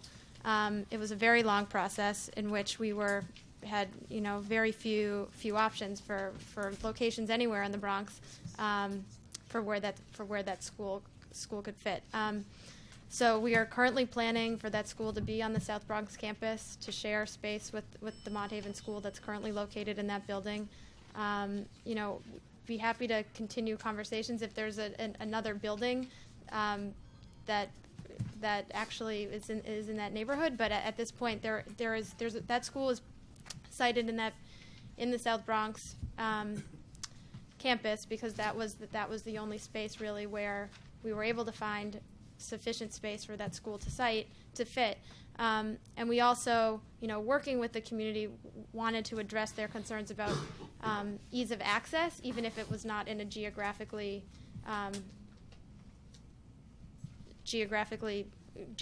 close, that there would still be a means through transportation in order to continue the relationship with the university. Well, look, I'm sure there are others here that probably can contest in terms of whether there were other alternative sites, including myself, but I don't want to waste time on that. To offer a suggestion that we have a conversation with our elected officials in terms of our council representative to revisit the site of Bronx Community College in terms of the future. They have over 26 acres as part of the capital plan that we look at constructing a new high school within the campus. They're in a rebuilding program, and they have a real collaboration and linkage that you go from high school directly into community college. Okay, so I'd like to offer that, number one. Secondly, 204, I want to congratulate the Board of Education for selecting that school to move into the new school in terms of 338. Just want to know, is it online to open up in September? I haven't spoken to the principal recently, but yes, I mean, they are ready to get everything started the first day that school is opening. And Ms. Esposito, I don't know if you have any updates on that. Yeah, they're very excited about the new space, and we are as well. So we'll share up more when we hear more. Okay. And then thirdly, what's going to happen with the old facility that they're going to be moving out of? Is that space going to be used in a constructive way? Because that's one of the issues that were presented during the hearings. And one of the major recommendations, since we don't have a charter school within our district that I can recall right now, could that facility be used for a charter school for our district? Actually, as part of the overall proposal to relocate PS 204, there was a mention but not significant discussion about the use of the spaces they would be vacating. The space at on Davidson Avenue, which is really just 4 rooms that they were using for, I think, early childhood grades, is where the new District 79 GED program that I referenced earlier, they will be using that space. And the space where they had housed most of their grades is actually temporarily a location for Icon Charter School 3. That school is intended to be located within School District 9 long-term, and they previously were in School District 8. So they are there until their private facility is ready, which we anticipate to be approximately a year from now. And so we will need to have discussions about, at such time as the charter school has its private facility and moves out of that location, what are other needs we see, and how, and are those organizations that would be happy to use that space, because there were challenges that PS 204 faced that we'd like to ensure the right educational use of the space while we have it. Well, going along with my colleagues, Jesse, I mean, again, this is part of the problem just in terms of communication. This is the first time I'm hearing that the Carl Icon School has moved into that facility on a temporary basis. There's no discussion before our community board, or just at least, contacting our office to let us know that it's happening. How long is temporary? A year, 2 years for the new facility? And if that's the case, are there any opportunities for our district students? Are that geographical area of my district is exploding in terms of new housing. I see part of your report that 109 is part of a rezoning reconfiguration. I don't know exactly what that means. We've got at least 600 to 700 new units that are going online and should be completed anywhere within the next 3 to 4 months. So desperately, important that we have that communication. Also, in terms of Department of Homeless Services, I keep on hearing complaints from principals that where we have shelters and the families are not necessarily from the Bronx, are impacting schools in terms of their performances. They're pulled, they go in, they're pulled out all of a sudden.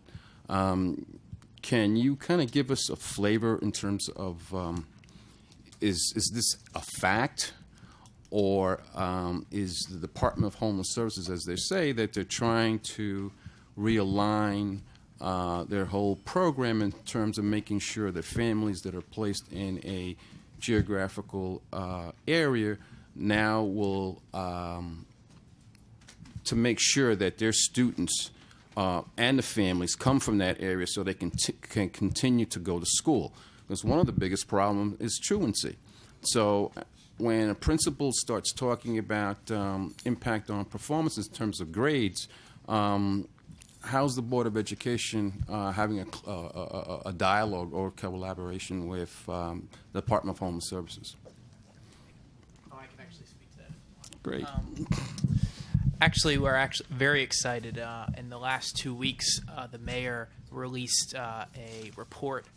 We had a task force on truancy, which was a cross-agency collaboration, and we recently released the first set of initiatives, one of them being a partnership with the Department of Homeless Services, where I believe there will be regular reports generated for each homeless facility of student attendance, so that there can be a collaboration on which students are attending, which students are not attending, and there could be that direct dialogue, and that'll be launching this fall. There are a lot of other initiatives that were announced in the Truancy Task Force, and afterwards I'd be happy to connect with you on that and give you more information about that. But there is a new collaboration there that we're very excited about. So. And lastly, how do community boards weigh in on new school seats planning? Unless a district manager is very active, somehow we miss the communication when that conversation happens. Especially in my area right now, District 10, I see that we're getting some new schools, but not in the right zone area, as far as I'm concerned. So how do we get involved in that process? I think that's a very good question. It's one that I believe we'll have to work with Santi on figuring out. I think one of our challenges is that we frequently are going to the community education councils and having that discussion in that forum, which I know does not necessarily connect to the work of the community board and your interest in schools. How we do it most efficiently and effectively to make sure that we are talking to everyone about it, I think, is our challenge. And it's definitely something I know Santi wants to sit down and really think about until we come up with a better way of doing it and ensuring that we're speaking to each of you and your community boards and your respective districts. I think that please know that the conversations are definitely taking place at the Community Education Council level, and we hope that that information is being shared out. If we're not reaching everyone, then we do need to think about other ways, and we'll continue to do that. Right now, I don't have a great answer, but I'm happy to give out my card, and people can contact me directly with specific questions. And I'm sorry, one more. In a statement to the council delegation that's here this morning, Board of Education funds, are city funds, by and large. You've got to find a way for community boards to be able to weigh in the process. I'm not looking to add another layer of bureaucracy, in the process, but I think that we do have a formal road besides, security lighting and stop signs and speed humps, but we also know exactly what's going on in our communities, especially in the rebuilding phase of anything. And on land use, we also have a role. And it's high time that a formalized process for community boards is constituted. Okay? Thank you. Okay, the next three speakers to ask questions are Cleveland Beckett, Greg Faulkner, and Reverend Jackson. But I just want, before we do that, I just want to say that after Reverend Jackson, there were 3 slides, from what I understand, that we did not get to regarding the persistently low achieving schools.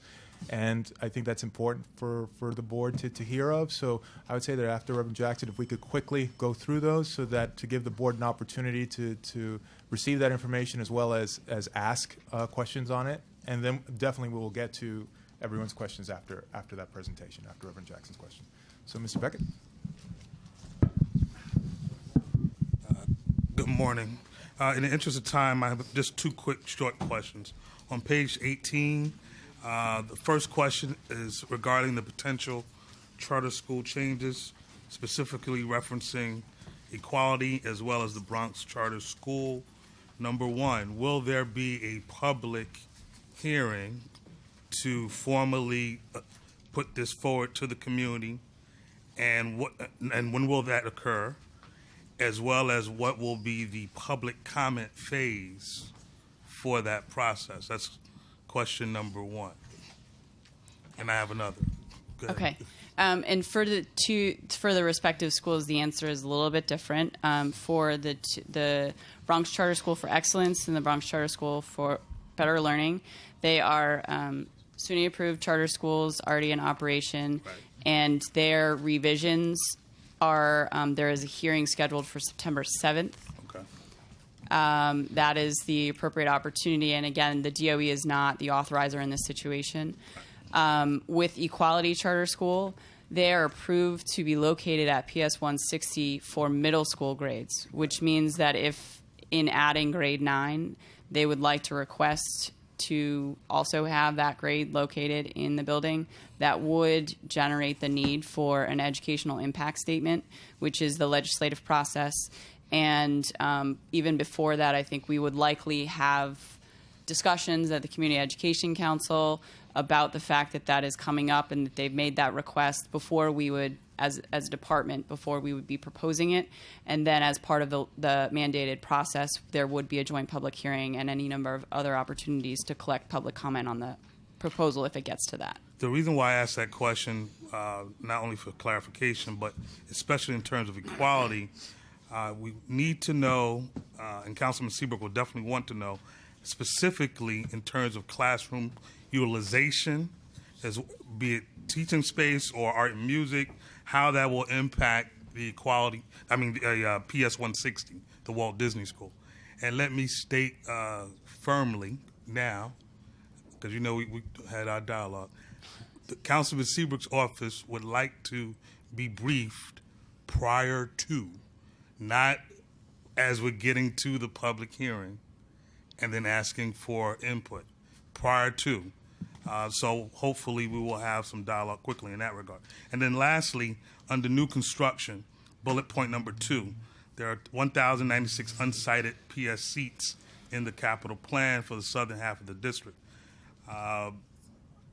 Has the DOE currently, since you've noted that there are unsited seats available, has there been any discussion currently about possible sites to remedy this overcrowding?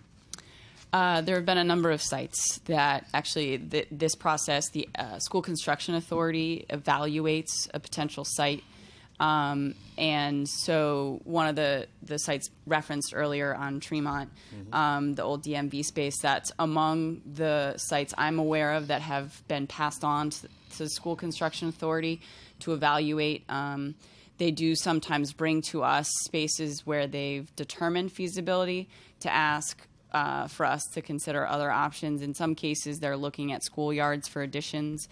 And at this point, the Barnes Avenue building is the only one where we had determined that it not only is feasible from the SCA standpoint, but is something that would be appropriate in meeting the needs. So right now, we are looking for additional site suggestions, and we'll pass them on to School Construction Authority, but they are actively looking all the time. And then my last follow-up, has an environmental impact statement already been done for the site at Barnes Avenue? And if it has been done, we would like to have a copy of it. And then lastly, it would be greatly appreciated in your dialogue with SCA if a copy of the sites that are being flown about proposed could be sent to our office. On the first point, I'm not sure whether or not the environmental impact study has been done, but we will check into that and ensure that, I believe the copies of those are always supposed to go to a set list, but we'll ensure that they are, if it's been done, that gets to you. And then I'm not familiar with whether or not they have a list, but I will also follow up and ask them that question. Thank you. Greg? Okay, thank you. I come here initially during this part of the conversation intended not to really say anything, but I want to respond to Xavier Rodriguez's comment. As you know, I was a former community board chair, and when I sat on the other side of the table and I raised these same concerns about communication from the department, I experienced a great deal of frustration. I guess I thought, sitting on this side, that would improve, and I have to say it really hasn't. I want to go back to the University Heights question. When the councilman came into office, we were notified about the closing of that school by students, not by the department. Came to our office and indicated that the school was about to close and asked for our assistance. We were then, the councilman had a number of meetings, we were then, it was offered the option of suggesting a building, which we did. And each time there seemed to be an additional roadblock. So I actually want to follow up on a comment. Is it correct that you're saying that the reason you won't consider bringing that school back is because there isn't an appropriate location? I thought that's what you said, that there wasn't really an option, and therefore you felt that the building had to remain in South Bronx campus. Did they visit the site? I believe they did not visit the site. They did not visit the site, but they did review the letter that was forwarded and other background information. So the determination that the building was not appropriate was not based on a visit. What I can tell you is that, number one, it was an issue of timing. We couldn't turn around in time. And now, the timing issue seems to be not to be a question based on a comment here. Two, which is also relevant, it was also an issue of funds, and that there is not funds to develop that site in that specific area at this time. So it is a two-pronged issue. It is not one that's easily resolved. I'm happy to continue that dialogue with your office, and I know that he did put a tremendous amount of effort in trying to keep it there, and we certainly appreciate and respect that. We would have liked to, but we certainly, we just could not get it done. So. And, you know, the councilman would really have a problem if I don't raise this. Why were we told to move forward if you knew that there was an issue of funding? We were told to move forward and find a location, to find an alternate site. And at the end of the conversation, after we've done that, we were told there was funding. Why weren't we told that from the very beginning? I think there was a respectful misunderstanding with that, and what we said, if it was essentially move-in ready, the facility, it was something we can consider this site, and I apologize that perhaps that wasn't communicated clearly. If it was move-in ready, it was something that we could consider. If it was not, in that site that was forwarded, it needed substantial renovation and build-out. But no one saw it. And it did need substantial renovation and build-out. But no one saw the building, so how would they make the determination that it was substantial renovation? Because there was a document that said the condition of the building and that build-out had not been complete. Okay. So, again, I'm happy to have this conversation, but, you know, but that was our assessment at the time. Thank you. Okay, I'm just going to make a slight change. We'll have Reverend Jackson, then followed by Nicole Stent and Monica Harris-Coleman from Senator Espada's office, and then we'll have the presentation after that. Just, Reverend. Thank you. Thank you so very much. Just a couple of things. I wanted to echo Mr. Mojica's point on the Mott Haven School campus. I am chair of Community Board for Winslow Jackson, and our community, our constituents are very concerned about that campus even after it opens. And so I just wanted to echo that. Secondly, the High Bridge Middle School, I know you've mentioned it in your presentation, IS2 85, and we are definitely grateful for the leftover seats we need in the middle school in that community. But I also noticed that it's not dated, there's no date on when it may open. Until it opens, we still have 8- and 9-year-olds traveling an hour to an hour and a half to get to school. And winter is coming, and it's going to be dark. So if we know of a date when that potentially may open, that would be quite helpful. The other point was PS 73. PS 73, we have heard rumors in our community that it is either going to close or be reorganized. It is slated as a low-performing school. If there's some update to that. And lastly, I have a statement because I heard earlier some congratulations about the graduation rate. As the other gentleman was here who had to leave to go to News One. And I really could not echo the same sentiments on congratulations on a graduation rate when I heard all day yesterday on Bronx News 12 that we were graduating at something like 58%. Every school I went to, that was an F. And so I just can't echo that sentiment. I think it's very important that we graduate our young people. If I can speak to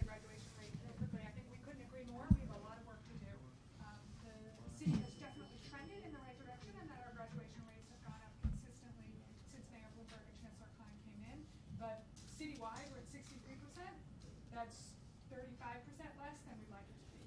So we agree we have a long way to go, and hopefully working together will continue moving in the right direction. And to answer your question about the Highbridge Middle School, there is not a date currently because I think it's forecast for several years from now, and several of the forecast occupancy dates have pushed out. So I want to make sure that we have a good sense of when the building is planning to be opened, and we would like to start conversations about the school that would be located there 2 years in advance of when it would be opening. At this point, I think the forecast occupancy would either be 2013 or 14. And so I can follow up with the SEA to find out what their current estimate is and make sure to share that. The other thing I want to note with regard to the Highbridge Middle School is that we definitely understand the concerns of having such young students travel and not having a middle school located there. This is one of the reasons why with PS 11 only serving through 4th grade, we felt it was important to be able to expand that school and have the students stay at PS 11 in 5th grade for many reasons, including the fact that then after 5th grade, you know, they're a year older, they're more ready to travel to middle school. And the rezoning and reconfiguration work that also impacted a neighboring school, PS 126, was critical in enabling that to happen. It's part of what we're trying to do until we do get that building to reduce the amount of travel for young students who are coming from the Highbridge neighborhood. Was there another question that I missed? 73. Sorry. PS 73, yes. The conversation that was had, I believe, was regarding performance. It's one that we will be having with many different schools. The intent was not to convey the imminent phase out of the school. At this time, that is not in our plans. I think, you know, we want to be talking with schools when we are concerned about the performance that we're seeing, and we don't, you know, mean for it to be alarming in a negative way in this way, but we do want to call attention to that so that people are aware of the situation, and that if an intervention is proposed, it doesn't come as a complete surprise, that we're all on the same page and looking at the same information. Thank you. Nicole? Hi, Nicole Stent, District Manager, Board 8. I have a question about the Kingsbridge Innovation Design School. We've had a difficult time reaching them, but we were concerned about an issue that's already been raised by Jesse and a prior colleague in terms of preference to the district. It's currently temporarily located in Marble Hill, and I was wondering if there has been, or if you're aware of, a preference for the district, that specific area. Yes, so as a charter school, they do offer district preference in their admissions. I've actually had a chance to review the list of students that they've planned to be registering for the first year. They are specifically targeting and recruiting students in the immediate neighborhood by going to pre-kindergarten locations in the community and word of mouth. And they also are looking in particular for students who require English language learner services, because that's part of their model. That's good to hear. Thank you. The second question is regarding overcrowding. As you know, our area there is packed full, and we were wondering, I know you were looking at sites or the possibility of building a new school. We have some great concerns with PS 81, which is really bursting at the seams and spilling out into the sidewalk. So I was wondering if there was locations that you have looked at, or you've actually made any plans regarding a new site and building a new school. So or even an annex similar to the Whitehall. Yes. There have been many sites evaluated. There are some still under consideration, from my understanding, with based on my conversations with the School Construction Authority. We also do have somewhat regular meetings with Councilmember Capel and Ms. Edelstein regarding the potential sites. And at the moment, I believe there are none that have been determined to be completely feasible, but they're still under review.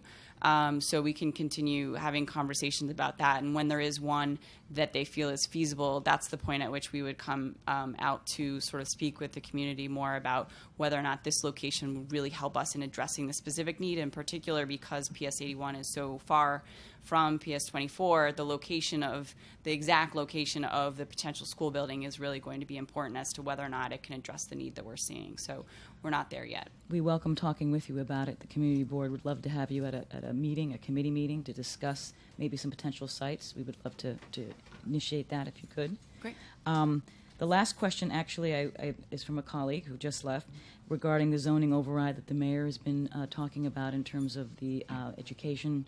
And I don't know all of the information, but the concern certainly is having a community board input and be able to discuss how the local zoning is needed and whether this override includes our voice. I'm not sure we were familiar at the Department of Education with the zoning override. As you know, most zoning things come out of the city planning department. So it's not something that we as a department are familiar with. I will say we've certainly heard loud and clear here the need to have community boards engaged in our decision-making processes. Thank you. Ms. Coleman? Good afternoon. I'm sorry, Ms. Coleman, if you can use a nearby mic, you can use mine. Then after Ms. Coleman, we'll go quickly over those slides. Good afternoon. My name is Monica Coleman, and I'm here on behalf of the New York State Senate Majority Leader, Senator Pedro Espada. I'm happy again to have this opportunity to bring some concerns about. I understand that when you go into schools, there is a measurement that takes place.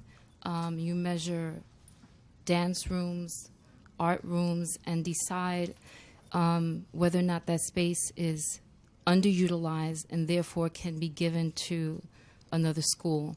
And then you happen from that process to co-locate schools.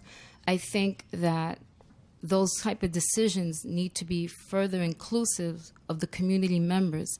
If the schools are in our community and the children that are in the community are attending the schools, when you come in, you may not realize it, but it is extremely offensive to begin to tell parents, to begin to tell principals what's going to happen in their schools to the children that belong to the parents and the schools.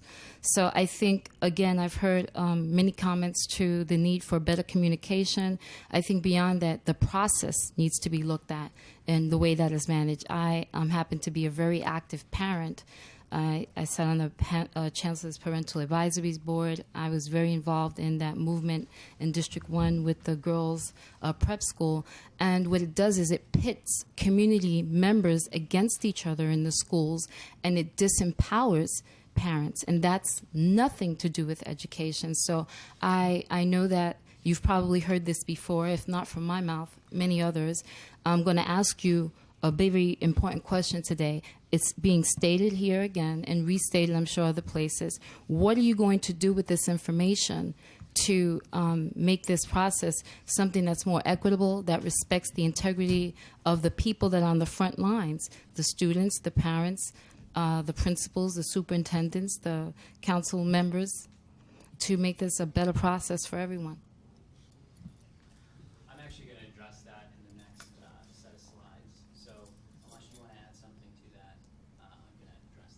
No, you can go ahead. Step outside and call us. So with that said, let's go to the slides if we can quickly, because I know there's still some questions that need to be asked. So while they're being pulled up, so my name is Payman Rohanafard. I'm the executive director of the planning team. I joined about 3 months ago. And, again, as the slides are being pulled up, just wanted to share with you all some candid thoughts on communication.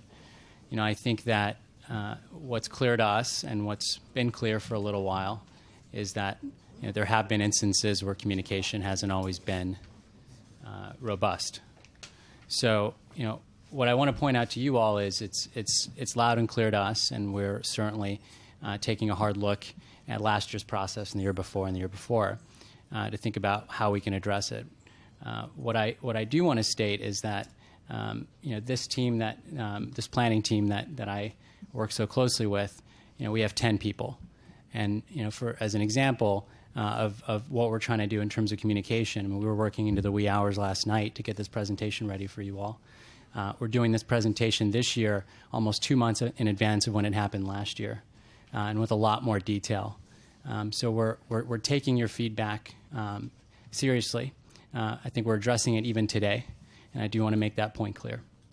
And in terms of what we're doing going forward, this isn't related to this specific slide, but in terms of the educational impact statement process, that covers most of the issues that you all are talking about. So anytime there's a significant change in the utilization of a building, we have to issue an educational impact statement. It doesn't include zoning, but for the most part, every issue that you all have mentioned today. What we're intending on doing is actually sharing with you all the proposals we have in mind prior to going live with them, and to actually have a meaningful dialogue with the community, and to do that in a different way than we did last year. And that's something that Mark touched on, Deputy Chancellor Sternberg touched on when he first spoke. But do want to make that clear, and if there's anything I can answer for you all about that process, feel free to grab me offline after I present these set of slides. So persistently lowest achieving schools, just to jump right in now. This is what I will admit up front. If you all think that the prior slides we presented have a lot of process language and a lot of jargon in them, this stuff for us can be a little convoluted. So because this is not something we created, it is a byproduct of President Obama's educational initiatives with his Secretary of Education, Arne Duncan, where they are forcing states to identify their lowest performing schools. So this is something that's being forced down to us, and something that we're trying to now cohere and message out to the general public. And what it states is that the State Department of Education in New York has identified a set of schools that they are calling the persistently low achieving schools by the mandate of President Obama and Arne Duncan. And there are 34 of those schools currently named in the city of New York. There's approximately 55 statewide. An additional 18 to 25 schools will be named later on, probably early fall. And the way they go about picking these schools is, for the most part, you should think about it in terms of a performance threshold. So it's any high school with a graduation rate below 60% from 2006 to 2008. And as you can see, that data is lagging slightly, and that's something the state is looking to update with the new list of schools. And then for elementary middle schools, it's strictly looking at the performance index, the way schools have scored on their ELA and math tests. So going on to the next slide, what's important for you all to know is that we are federally mandated to pick one of 4 intervention models. And by intervention models, what I mean is a set of actions and initiatives we have to take in those schools to help turn them around. So just quickly going from left to right, I think it's important that you all know that on the left side, you have what we call transformation, which is the lightest touch of these 4 models. What it involves is replacing the principal to the extent they had been there for more than 3 years, implementing two things: a teacher evaluation program and a differentiated compensation program. And additionally, there are funds available to bring on vendors to do professional development with the school to support the school. But fundamentally, the kids stay in place, the staff stays in place. You bring on new what they're calling master and turnaround teachers to provide better staff to that school. So that's transformation. I'm going to get back to that in a minute because we have actually selected 11 schools citywide to be transformation. And we're waiting to make decisions on the remaining schools once we have the additions to that list. Turnaround is what you and we are most familiar with in terms of initiatives we've taken in the past. Turnaround is actually what we have been calling closure. It's the phasing in, or the phasing out of a school, and the phasing in of one or more schools into that building to provide better educational outcomes for the families of that community. So that's one variation of turnaround. There's a second variation of turnaround that involves effectively the same thing, but you're not changing the school DBN or the school name. The school stays in place. The students stay in place, but no more than half the adults, the teachers, can remain in the building. So you're changing the staff to improve the outcomes for that school and for that community. Restart involves, in effect, handing over the organization or handing over the keys to another organization. Typically, this would be with a charter management organization or an education management organization. I will state we have not done this before in New York City, and it is not something we're currently contemplating, but it is something we could nonetheless. But again, we don't have any track record of this. And then closure is actually something that's completely off the table. I know that it's a term we use a lot, but closure by Obama and Duncan's definition is shuttering the doors to the building and distributing the kids to other schools nearby, or other parts of the city for that matter, for high schools. But given the utilization of space issues we have here in the city, it is not something that we would contemplate. We would not just want to give up a building like that. So again, actually, the last point I want to leave you all with here is that with transformation, so there's 34 schools currently. 33 of them are high schools. We're going to get maybe 20 more. Transformation cannot be selected in more than 50% of those total schools. So there are more transformations to give out, and it is the lightest touch, and it is one that has the least kind of material impact on the community in terms of kind of disruption. We think that all of these could potentially be positive in terms of the impact, but transformation cannot be implemented in more than 50% of the schools in the community. And then that's a criteria set forth by Duncan and Obama. And the last slide just shows the schools currently deemed to be persistently low achieving by the state. There are 6 in the Bronx. And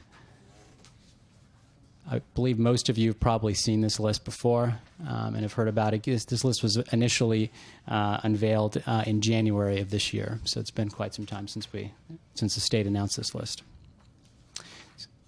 So we will go through a process in the fall where we select the intervention for the schools, and the communication of it will be exactly what I was referring to earlier, which is we're going to have meaningful conversations with you all in the community and to ensure that folks are aware of our processes and are aware of our thoughts and decision making. We're going to be forced to make some tough decisions in these schools, but there will be conversations prior to us announcing our decision. And this is somewhat of a departure from what we've done in the past, but we do intend to do this. So I'll just stop there.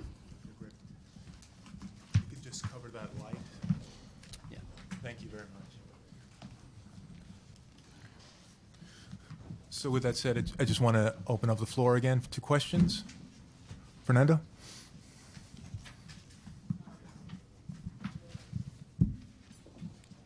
Hi, Fernando Torado, District Manager for Community Board 7, which is the same boundaries or similar boundaries to Educational District 10. It's not so much of a question as a statement. As you pointed out, 3 of the 6 schools that are low performing are in District 10. The council person's representative from Capel's office stated that we have 2 other high schools that are borderline low performing. With the exception of the 2 specialized high schools, the majority of the high schools in District 10 are either borderline or low performing. What are you doing to address that? You can't address that at the high school level. You have to address that at the grade school level or at the middle school level. But our middle schools are overcrowded. You are rezoning some of our middle schools so that you're piling on more 6th graders into the limited number of seats that we have so that you could have K through 5 schools. I've complained about that process last year. This year, it's still the same thing. What I would like to see, and this alludes to the comment made by the representative from Councilman Cabrera's office, I'd like to see the renewed 5-year capital plan for school construction, which we have not seen, at least for this year. Because when we were told a similar statement from School Construction Authority and DOE, we suggest sites to SCA, and we will look into them. And then every time we suggested a site, we didn't get anywhere. We've made complaints about this before, and it seems to continue to fall on deaf ears no matter how many times you say that you're listening to us. So I'd like to see I'd like to have some sort of answer that you're going to have for the residents and the children in that district, and for the Bronx as a whole, and how you're going to address the situation. So very much appreciate your comments. And you said a number of things there. I'll try to address as many as I can. So in terms of what we're doing in the Bronx to address these low-performing schools, one item that I failed to mention with the persistently low achieving is that there's a significant amount of funding attached to the interventions we implement. So it's up to $2 million a year for 3 years, so up to $6 million, and I think that that's money that could clearly go to good use. To your point about reforming the schools via elementary, middle school, and high schools maybe not being able to make as much of a change. I actually do disagree with you there. Our Deputy Chancellor, Mark Sternberg, is actually manifestation of the differences you can make in a high school where he was a phase-out replacement into the Evander campus in the Bronx. And when he got there, the graduation rate was 25%, and 4 years later, it was 90% at his school. So I do think that with the right schools and the right school leaders, I think fundamentally it's a top-down thing. You get the right school leaders into a building. There's no such thing as a ninth grader is unsalvageable and you can't get them to graduate. They could come in 3 grade levels behind, but I think that you can make that impact. And I just want to make sure that we do agree on that note. On the school construction side of things, we're happy to have that conversation with you offline, and you clearly mentioned a number of other issues. And to the extent we can provide you that information, I'm not the best person to give you that information. I've recently joined the team, but I'd be happy to follow up with you on that. Any more questions? Cleveland? Sure.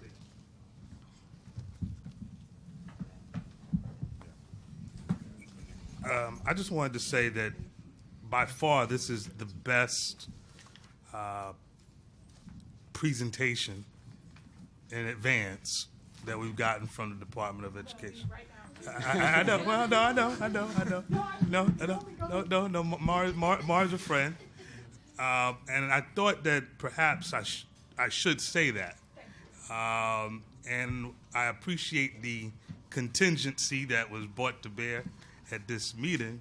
But I think what people are saying, or at least definitely what I'm saying, is in light of the concerns that were raised, in light of the issues and the available funding with Race to the Top, but that still, that helps from a funding capacity, but there still is a measure of deeply rooted concern, even with that there will be tremendous either closings of schools or transformations. Most people do not quite understand what that means. Just the way elected officials can't get caught up in speaking in purely legislative jargon, I would also encourage the DOE to reach out not only to the community boards, but also to the elected officials' office in advance. And I hope this is a premiere of how things will occur in the future. Otherwise, when it comes budget time, you'll have the exact same difficult questions being posed, and a process ought not work that way. I would be remiss to say thank you to the Deputy Chancellor, because Bronx Lab Schools obviously is in Councilmember Seabrook's district, and we do know of the work that you did superbly at that school. You also had dedicated elected officials that gave you resources. I know of the others who were here, but definitely Councilmember Seabrook. So I wanted to put that on the record. Thank you for saying that. And to your point about kind of coherence in the messaging, we sometimes struggle with all the terms and everything else that we're kind of fed by the state and the Fed. So we'll certainly do our best to digest all of that and communicate that as best as we can, and do appreciate everything else you said too. Thank you. Any further questions? If there isn't, just two things. One is with respect to PLAs and with respect to Race to the Top, you had alluded to in the fall there will be further conversation and communications in the community about those. Obviously, this is a very important opportunity for the community to be vitally engaged in that, and the money from the federal government is an incredible opportunity to turn around many of our schools. So that's a conversation that we most definitely, all of us here, want to have, and we look forward to in the next week or so to really kind of pin down the form of those conversations and outreach to our community boards as to when they'll happen, to our elected officials. And then the last thing is... Jesse, just one note. Yes, raised the top funds, Mhm. which we're delighted. The New York State Mhm. came in second in the entire competition, got Mhm. $700 million, Mhm. was announced yesterday. Mhm. Do not actually get used around the persistently low achieving schools. No, I understand that. No, I understand they're two different things. But with each of them, there's an opportunity, and I think individual conversation on each of them. That's what. Now, the last thing, Camille, do you want to talk? The last thing, which doesn't have to do with Department of Education, but we're coming to the end of the meeting. We all got flyers about facing the barriers to employment for housing. Because of a criminal record, the borough president and Bronx offenders is having a re-entry clinic for certificate of release for disabilities and certificates of good conduct, which is something that's been out there but has not been used. And when people, there's a thing about second chances, and I mean, this is something that could give somebody a second chance and will also help them when they have to answer that question. Have you ever been convicted of a crime? Say no, and it cannot be held against them. So we're pushing this in the borough, especially, minorities, yes, but it's for everyone. And we really need them to come out because this is something that could benefit them and help them get good jobs and help them get, housing, whatever it is that may be barriers. But please pass this along and get this information out. Thank you. And with that said, we want to thank all of our presenters today. Thank everyone for attending. And on behalf of Bronx Borough President Diaz and Deputy Borough President Aurelia Green, we adjourn the meeting. Thank you.